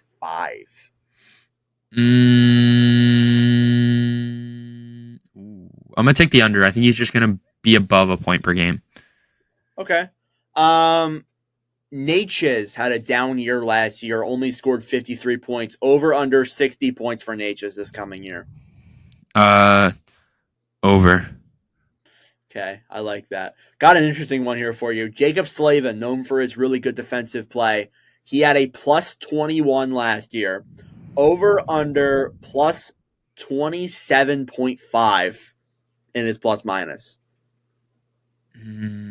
For who again? Sorry? Jacob Slavin. Over. Okay. Like better. Better? Okay, yeah. I like that input. Moving into the hockey news is yearbook. They have the Hurricanes 3rd in the Metro. Their cup odds are 19-1. Their X factor is for a team that's piled up regular season wins without winning a single game in the conference finals. These changes, may be a welcome catalyst. If Kochetkov steps up in net and players like Drury and Kotkaniemi flourish in expanded roles, the Canes may not miss a beat. I like that input. Their point projections are Aho 87, Jarvis 70, and Svechnikov 70 as well. So overall, Carolina, they lost a lot, but I think they're still going to be really competitive overall in the standings. Next up, we got the Columbus Blue Jackets. Let me scroll to them real quick. The Blue Jackets finished 27, 43, and 12 for 66 points. They were 8th in the Metro last year. They made a few moves. They let go of some guys in Texier, Bean, Boquist, and obviously Johnny Gaudreau passed away. Their ads were Monahan and Jack Johnson. That's the only notable guys they brought in. Carter, what is your floor? It's 8. My ceiling is 8. I'm just saying. Fine.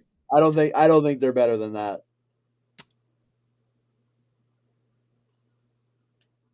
Yeah, I think you hit the nail right on the coffin there.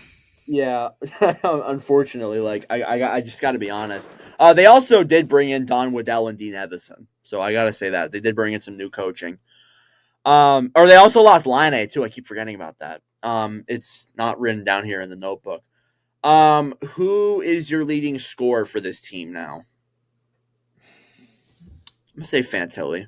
Yeah, it's gonna be Adam Fantilli. MVP, give me Zach Werenski. I got Fantilli still. Okay. Breakout player.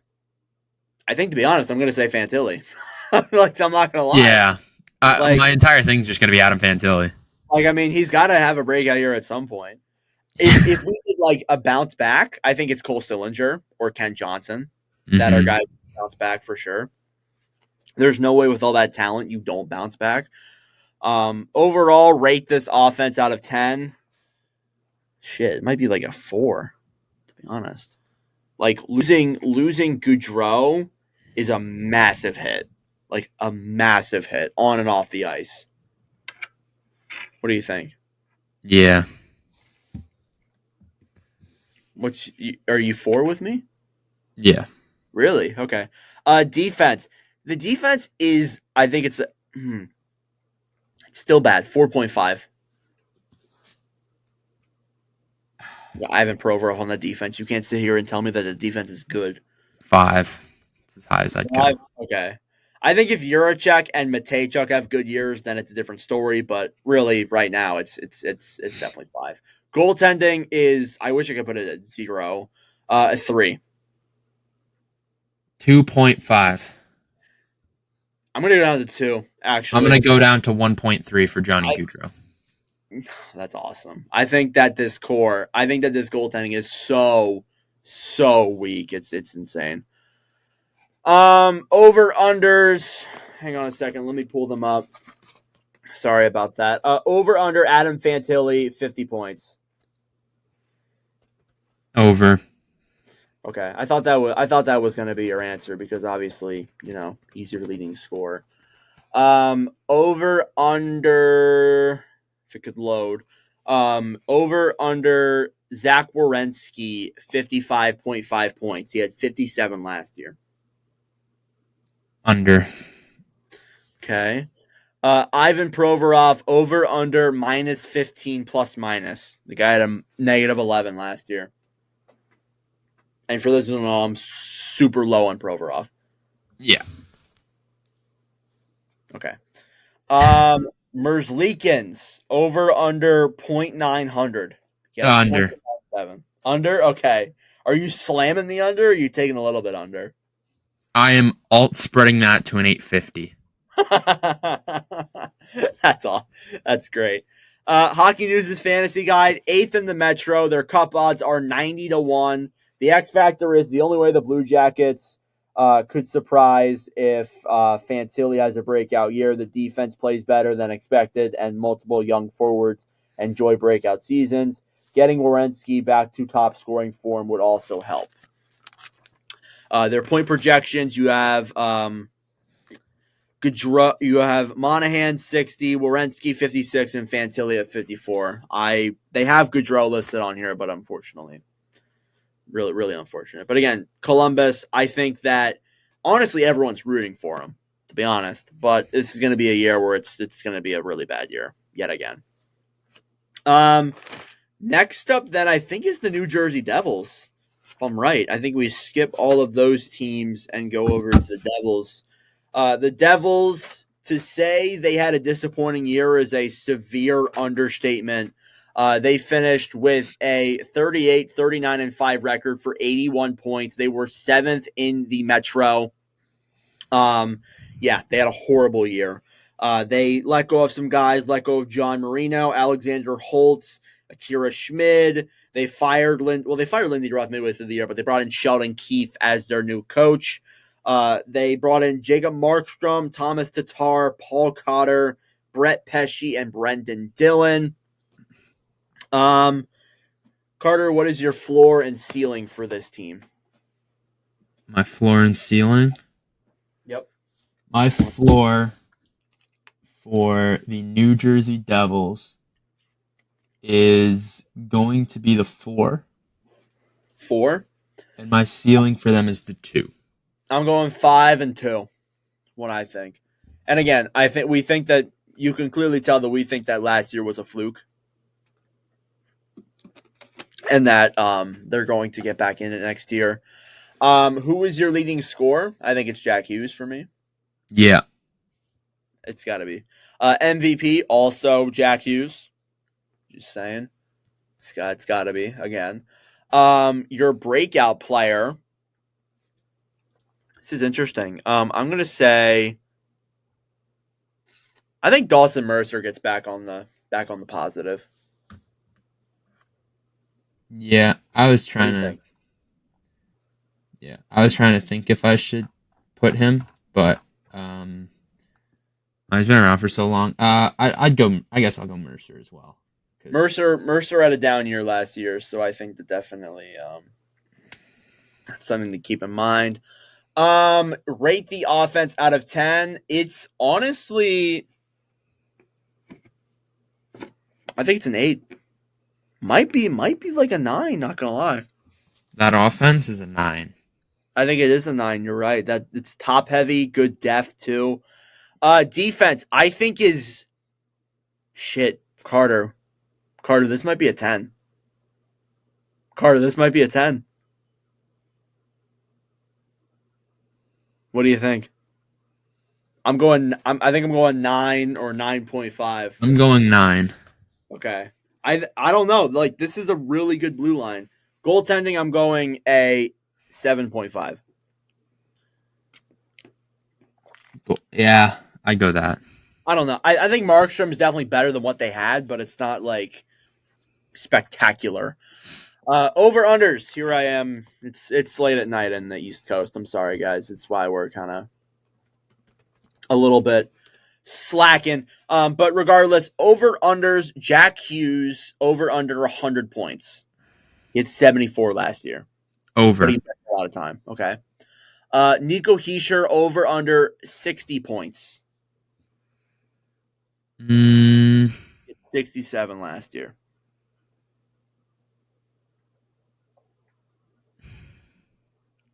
I'll take over. Okay. Dawson Mercer had a down year, as we said. He had 33 points last year. Over under 50 points for Mercer. Over. I like that.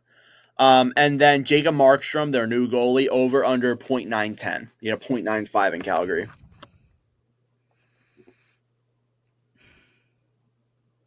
I'll take the under. Okay. Or no, I'll take the over. Sorry. I was gonna say, yeah, I like the over. Moving into the hockey news is yearbook. They have the Devils at first in the Metro. Their cup odds are 10-1. Their X factor is goaltending. Period. If the Devils are better in net, they can improve on last season's paltry .886 save percentage. They're a completely different team. Markstrom should be able to do that, as the veteran brings a career .909 and a 2.73 goals against to the new club. Again, Sheldon Keefe brought in as the new coach. I like him a lot. Their point projections: Jack Hughes 90, Bratt 80, Hischier 75. So the Devils bounce back. Yes, is what we seem to be agreeing on. Next up, then, moving into the New York Islanders. The Islanders broke into the playoffs last year with a 39, 27, and 16 record for 94 points. They lost in the first round to the Carolina Hurricanes. They didn't make a lot of moves. They let go of Cal Clutterbuck, but they brought in Anthony Duclair, Liam Foudy, and Maxim Tisplikov. Carter, what is your floor? My floor for this team is 8. 8? That is, my floor is 7. To be honest. Wait. Never mind. I'm going 7 for the Islanders. My ceiling is 3. Again, I think it's 3.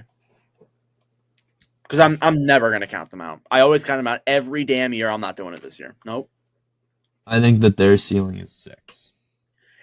Even though here I am putting them at like 27th in my 32-1. Yeah. Which by the way I've been kind of inconsistent about. I apologize. It's been a busy week. For the people who follow the Instagram. Your leading scorer? Barzal. I'm gonna say Barzal. MVP Sorokin. Barzal still. Okay. Breakout player? Bro,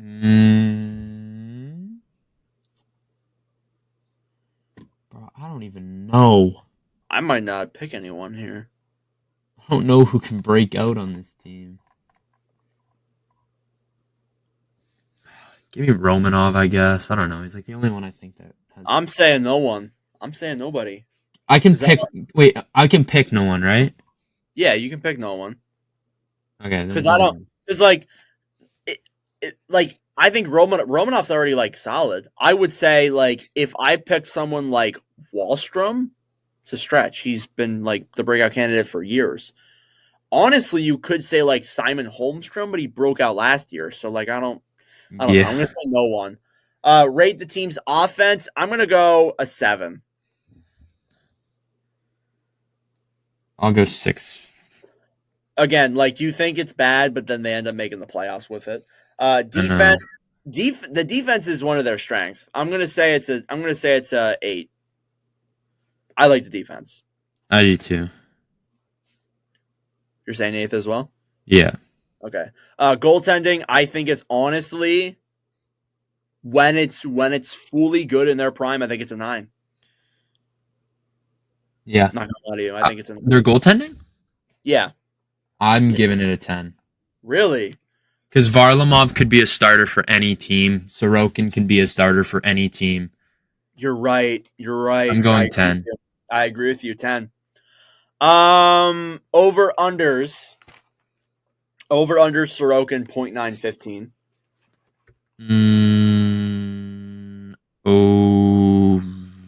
Over. Over. All right. Let me wait for this to load. Over under Barzal 85 points. He had 80 last year.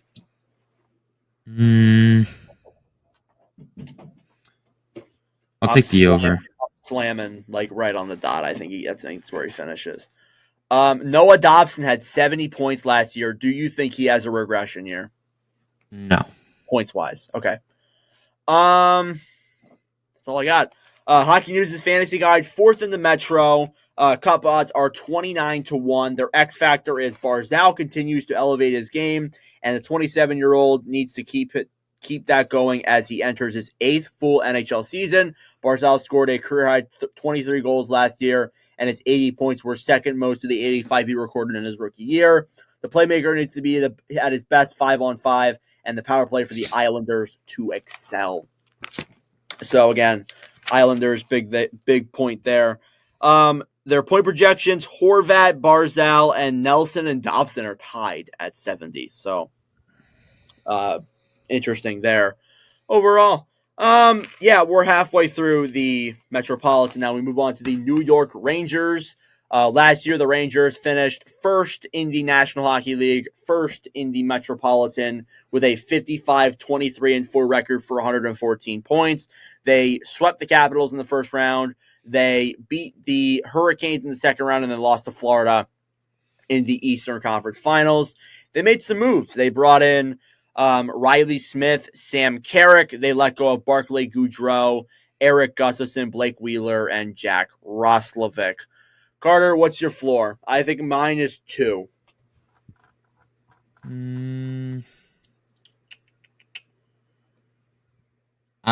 Yeah. As long as Shesterkin's their goalie, it's 2. Ceiling's 1. Yeah. Just being honest.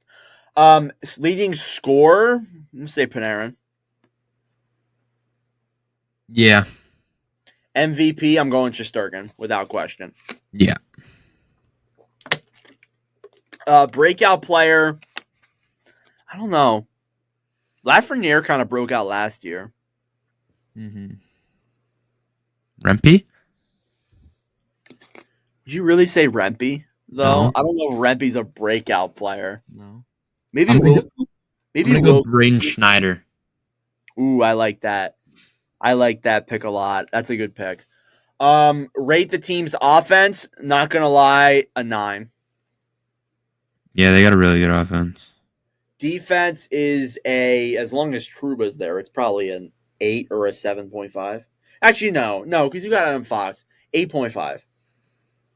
Trouba's not that good, but I think the rest of the defense is terrific. Yeah, I agree. Goaltending, I think, is a 10. I'm sorry. Like Shesterkin, best goalie in the league, top 3 goalie at best or at worst. Quick had a really good year last year, so I think that it's a 10, 100%. Over unders for the Rangers. Over under Panarin 50 goals. Over. I'm gonna say over as well. I think he gets around 40. Another one for Panarin here. Over under 110 points. He had 120 last year. I'll take the over. I like that. Matt Rempe over under 100 penalty minutes. Over. You're slamming that over? Okay. You think he's really gonna you think he's really gonna slot in for that many games though? Probably not, but if he pretty much hit 100 last season. Yeah, that's my only. He had 71, so I guess that's a fair. Yeah, exactly. And he played like what, 20 games? Yeah, he also scored against the Flyers. Yeah, but he also scored the first goal of the Rangers playoffs. So He did. That's right. He did actually. When you look at the Hockey News' yearbook, they are second in the Metro as their projection. Their cup odds are 14-1. The biggest X factor is if Lafreniere can score 35 plus goals and 70 plus points, that will be a game changer. Two other elements that could shift the dynamic: the fates of Trouba and Kako, who departures could free up cap space and perhaps add personnel. Their point projections are Panarin 107, Fox 82, and Zibanejad 80. So overall, it is going to be another solid year for the Rangers. Their prospect pool is actually decent. They got some good guys in there. So again, the Rangers building what I think is a very good core and a nice future there in the city of New York. Moving on now to the Philadelphia Flyers. This should be a fun one. The Flyers completely surprised last year, finishing sixth in the division with a 38, 33, and 11 record for 87 points. Now, even though they were sixth, don't let that discredit you. They were a really good team this past year, despite missing the playoffs. They didn't do a ton. They brought in Matvei Michkov. They let go of Cam Atkinson, Mark Stahl, and Carter Hart. Carter, what's your floor for the Flyers? my floor for the Flyers is 7. 7, that's mine as well. Ceiling's difficult. I'm going to go 3. 4. 4? Okay. I know people might disagree with that, but I think the Flyers, I think they're underrated. Leading scorer is Konechny for me. Yeah, it's not even a question. Yeah, unless Michkov has like a Ovechkin like rookie year. MVP I think's probably Konechny too. Unless if Michkov really like improves that power play. Yeah. Then I guess I could say Michkov, but I think it's gonna be Konechny, without a doubt. Breakout player. Listen, there's a few names you could go with here. I'm just gonna say Matvei Michkov. Like, come on. You could go with Tyson Forster too, actually. That's another guy that I think could do well. Yeah, there's so many guys in this round. I'm gonna go. Forster had a good year last year, actually. There's so many guys I could go with. Like, I think Farabee could actually have a breakout year and continue what he started with last year. Forster's a great option.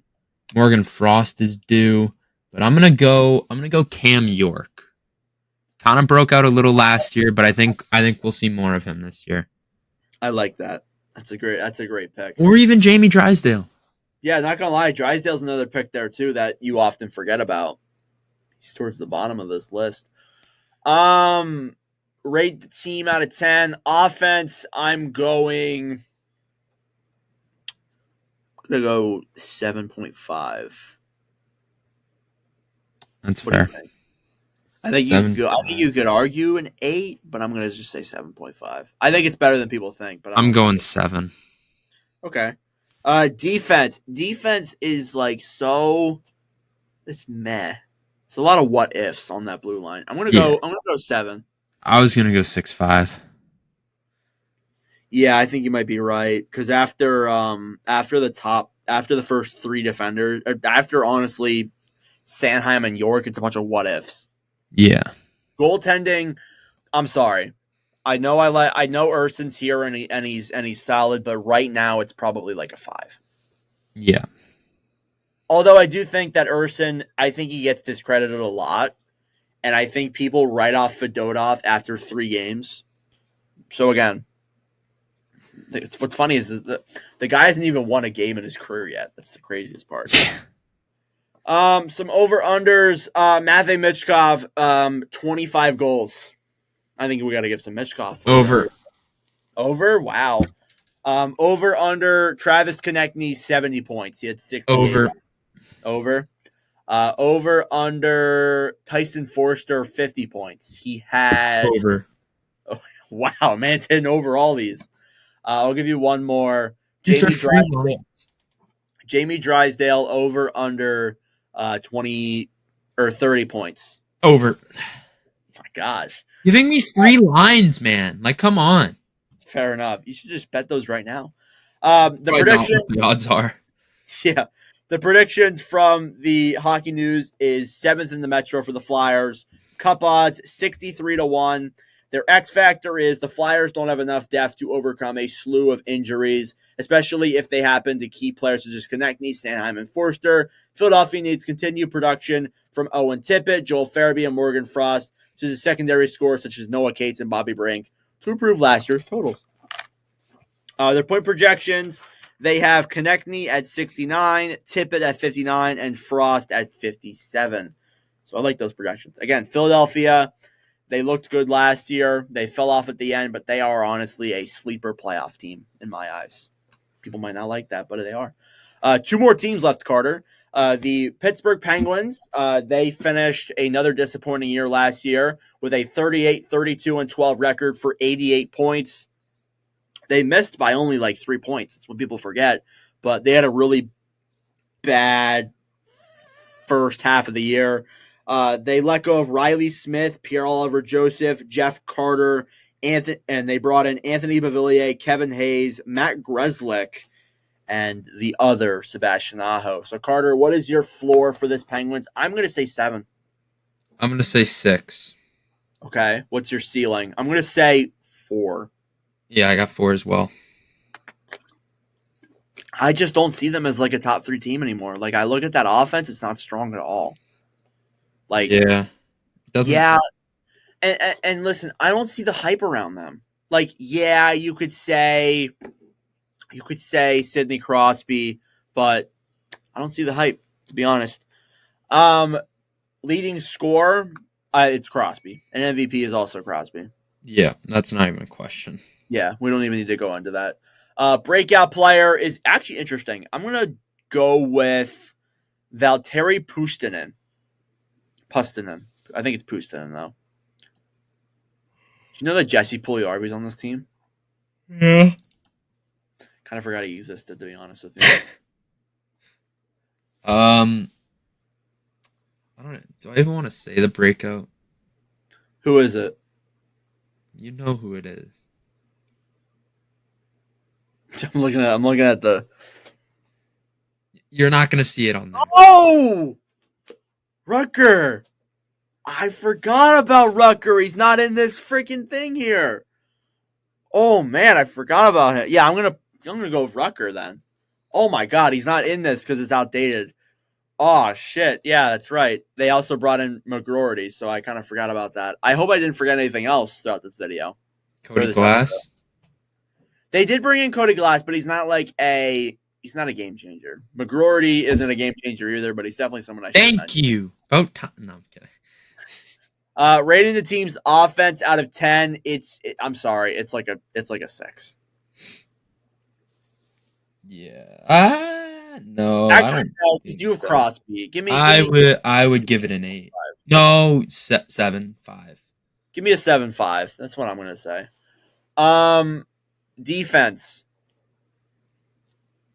Like a 6. Maybe 5.5. I'm not high on that defense at all. 6. Like, both Carlson and Letang were terrible last year. So I don't know. Goaltending's not bad. I give the goaltending like an 8. Yeah. Maybe a little lower, but I think that 7. All right. Over-unders. Sidney Crosby over under 100 points. 100? Under. I could see Crosby popping off because it's a contract year. I don't see him getting 100 though. Now, I'll ask you this question. Crosby, it is September 6th right now. Ironically, we started this September 5th, but it's September 6th right now when I'm in my time zone. It's still the 5th for Carter. But Draisaitl signed an extension, and Crosby still hasn't signed yet. Looking at Stamkos last year, obviously the guy felt disrespected by what the Lightning were doing to him. Are you a little bit worried that Crosby could leave Pittsburgh? So I saw this rumor earlier today, and listed the Winnipeg Jets as a possible destination. I have that right here, dude. Oh my god! I'm not trying to say this is a possibility, but it could be a possibility. Yeah, that's what I figured. But again, I'm not saying like Winnipeg or not. Do you think Crosby could leave the Penguins? Sorry. I don't. If he does, I don't think he wants to. I think they'll ship him off at the deadline. But no matter what, I think he's re-signing to be a Penguin for life. Okay, I agree with that. I think that's fair. Erik Karlsson over under 60 points. He had 56 last year. Under. All right. Tristan Jarry over under a .905 save percentage. Under. All right. Moving into the hockey news is yearbook. They are 6th in the Metro. Their cup odds are 46-1, and their X factor is Crosby's contract status could affect the team's physique. He's eligible to become a UFA next summer and didn't immediately sign to an extension when he became allowable. So, again, that's something that you got to think about. Again, we literally just talked about that. Their point projections, you have Crosby at 91, Rust and Karlsson tied at 65.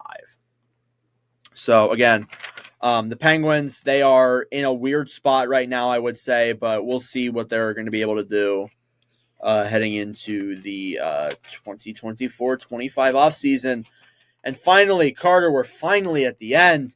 The Washington Capitals. Shout out to the Capitals fans who probably listened to this whole episode and waited for us to get to this point. The Capitals, they surprised last year. They made the playoffs with a 40-31-11 record for 91 points. They ended up getting swept by the New York Rangers. They made a lot of moves. They let go of Jensen, Kemper, Pacioretty, Abe-Kubel, and brought in Dubois, Mangiapane, Duhaime, Chychrun, Roy, and Logan Thompson. So interesting moves there. Carter, what is your floor for the Capitals? 6. What is your ceiling? 4. That's also my floor and ceiling overall for the team. So good, we got that out of the way.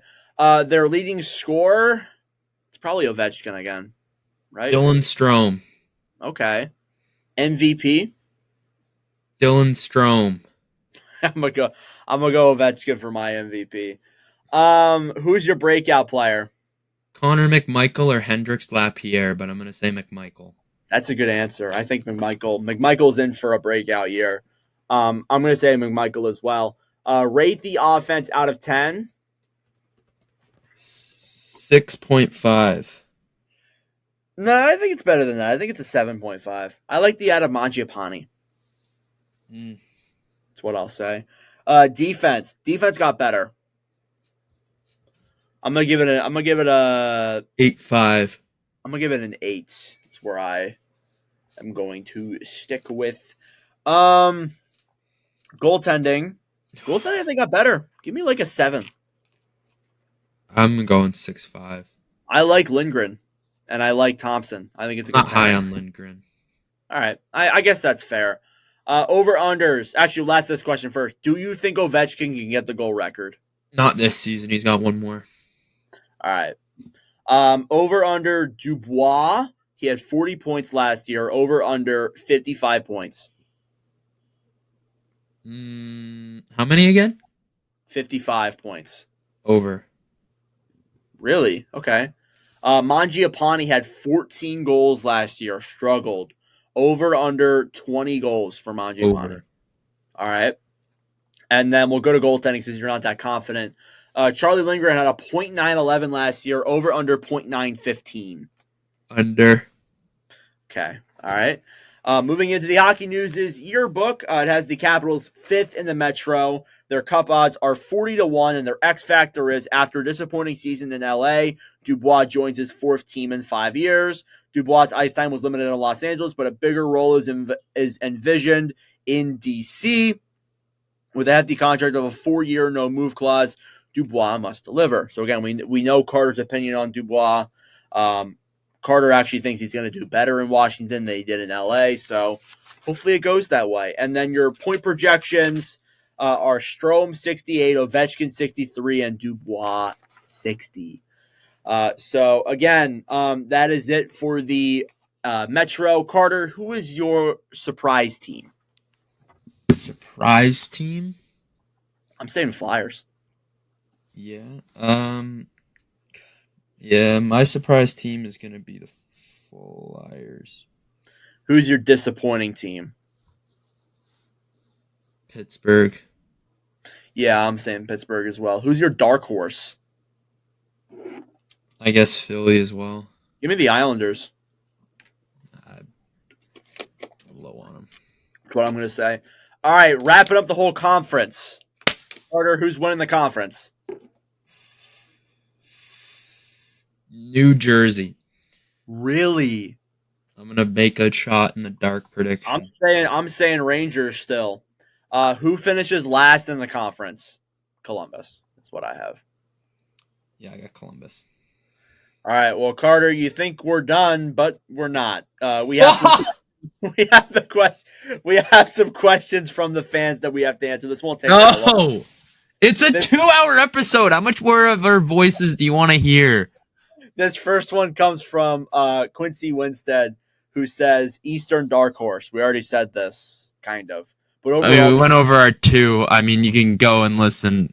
I don't have one for the entire thing. You got to... Overall in the East, I would say Detroit. No, Ottawa. Ottawa's my pick. Overall, you are smoking crack. Buffalo. You know Carter's tired as hell. Yeah. This question comes from Dello37. What if the Devils miss the playoffs again? What's their next move? I don't know. That's a good question, actually. They've changed the coach, and they've changed the goalie. Fitzgerald? Huh? Would they fire the GM Fitzgerald? Because that's their only. No, you can't. I think you gotta just regroup and find something else. You can't. I don't think you're firing your GM because he's done so much. Yeah, that's true. I think it's honestly almost impossible for them to let go of him. I think the only thing that they could do is the defense, but even then, it's really good. So it's exactly. Maybe that third line a bit, but I don't know. This team looks really good. Yeah, it's almost impossible for them to miss. That's what it seems like. Yeah, barring injuries.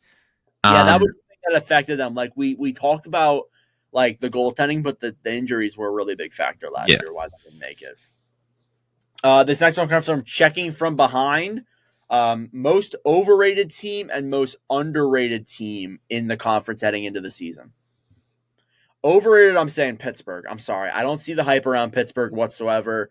Yes, I understand they have Crosby, but that's about it. That's all they have. Mm-hmm. What do you think, Carter? Most overrated Ottawa. It's crazy, but the fact that everyone seems so high on them, and I'm so low, it's okay, well, either someone's going to be wrong here, and I back my own head, so. All right, fair enough. Underrated might kind of be Buffalo. I might be on Carter's end here. I guess you could honestly actually say Philly too, because people a lot of people are writing Philly off. I might put, honestly, here's my thing. I could put any of those, I think Buffalo, Montreal, Detroit are some of my underrated teams. Just from that Atlantic division of teams that could be fighting for that 4 or that last wild card spot. Yeah, that team alone, or that division alone is wild. This last question comes from Show 19 asking, why is Jack a nerd? Oh, that's a great question. Really wish he was. You know what I just realized? This whole episode has taken 2 hours, and we didn't have Jack. If we had Jack, I would be in bed by now. Oh yeah, we probably would be around 2:30. This would be the longest episode, which we're coming up on that right now. Actually, God, I think the longest episode we've ever done is like 2 hours and 10 minutes, and we're through 2 hours. So yeah, but again, we have Jack in here. It's crazy. I'm still kind of shocked that he picked a volleyball tournament over us. I'm not. This guy is trying to live his frat life, man. I'm just gonna let him live. That's fair. That's fair. He's living in the frat house. You know, you gotta let him live his life. Yeah, man. I mean, since we'll wrap up with this. Since we just got done the episode, I'm pretty sure the second half of Ravens Chiefs It's over. They lost. Won 27-20. Wow. Yikes. Lost by an inch. Isaiah Likely, who is on the bench in my dynasty league, which such a great pick for me. Oh, of course. He was an inch out on the toe in the game. He had a catch with no time on the clock, but his toe was out. And football's a great sport, man. Rough times in this world. Yeah, that's all we got. Can I go to bed? Yes, you can go to bed. Wait till I end the recording, though. That's all we got for this episode of the NordCast. This is the second longest episode in the history of the channel. This is the third 2-hour-long episode that we've done. A few things to go over. Again, we talked about how we're going to do Western Conference preview next week. Carter's looking at me like he wants to kill me right now, but we are recording at 5 p.m. Central Time. I don't care. Okay, we'll do that. Good. Also, for the people who signed up to become either a fill-in, come on for a few episodes, or to manage clips, we will get to you soon. The clip managers, you will be emailed when this episode drops or messaged saying that what we're going to do is we're going to release this episode for you guys, and you guys are going to make some clips out of it. Show us what you can do. Watch the episode. Show us what you can do. And we'll bring you onto the team as a producer. The fill-ins is going to be a different thing. We're going to have to come on and interview you. Like, we're not just going to give it to you. Interview you a little bit. Talk about, like everything in that. Do I get to be a part of this? Carter, you do get to be a part of this. I'm going to have you interview some people on your own. Wait, what? That is not a good idea. So in other words, let Will sign up. Can I hold on. I gotta text them. Oh Lord! Send me the form. Okay, it's on my Instagram. Okay, all right, good. All right, that's all we got for episode number 70 of the NordCast. Carter, any final thoughts? Go Birds. Go Birds. All right, well, that'll conclude episode number 70 of the NordCast. Thanks for watching. If you enjoyed, make sure to subscribe down below. If you're watching, if you're listening, give us a good review. Tell your friends. Follow us on Spotify, because why not? If you want to follow the NordCast Instagram, follow at NordCast _. If you want to follow the NordCast TikTok, follow at NordCast. If you want to follow the NordCast Twitter, follow at NordCast _. I will put a link down below for everyone's social medias. Additionally, too, if you want to donate to Matthew Goudreau and his family, we will have that link down below as well. But anyways, thank you for watching and listening. This is again another episode of the NordCast. We will see you guys in the next episode. Adios.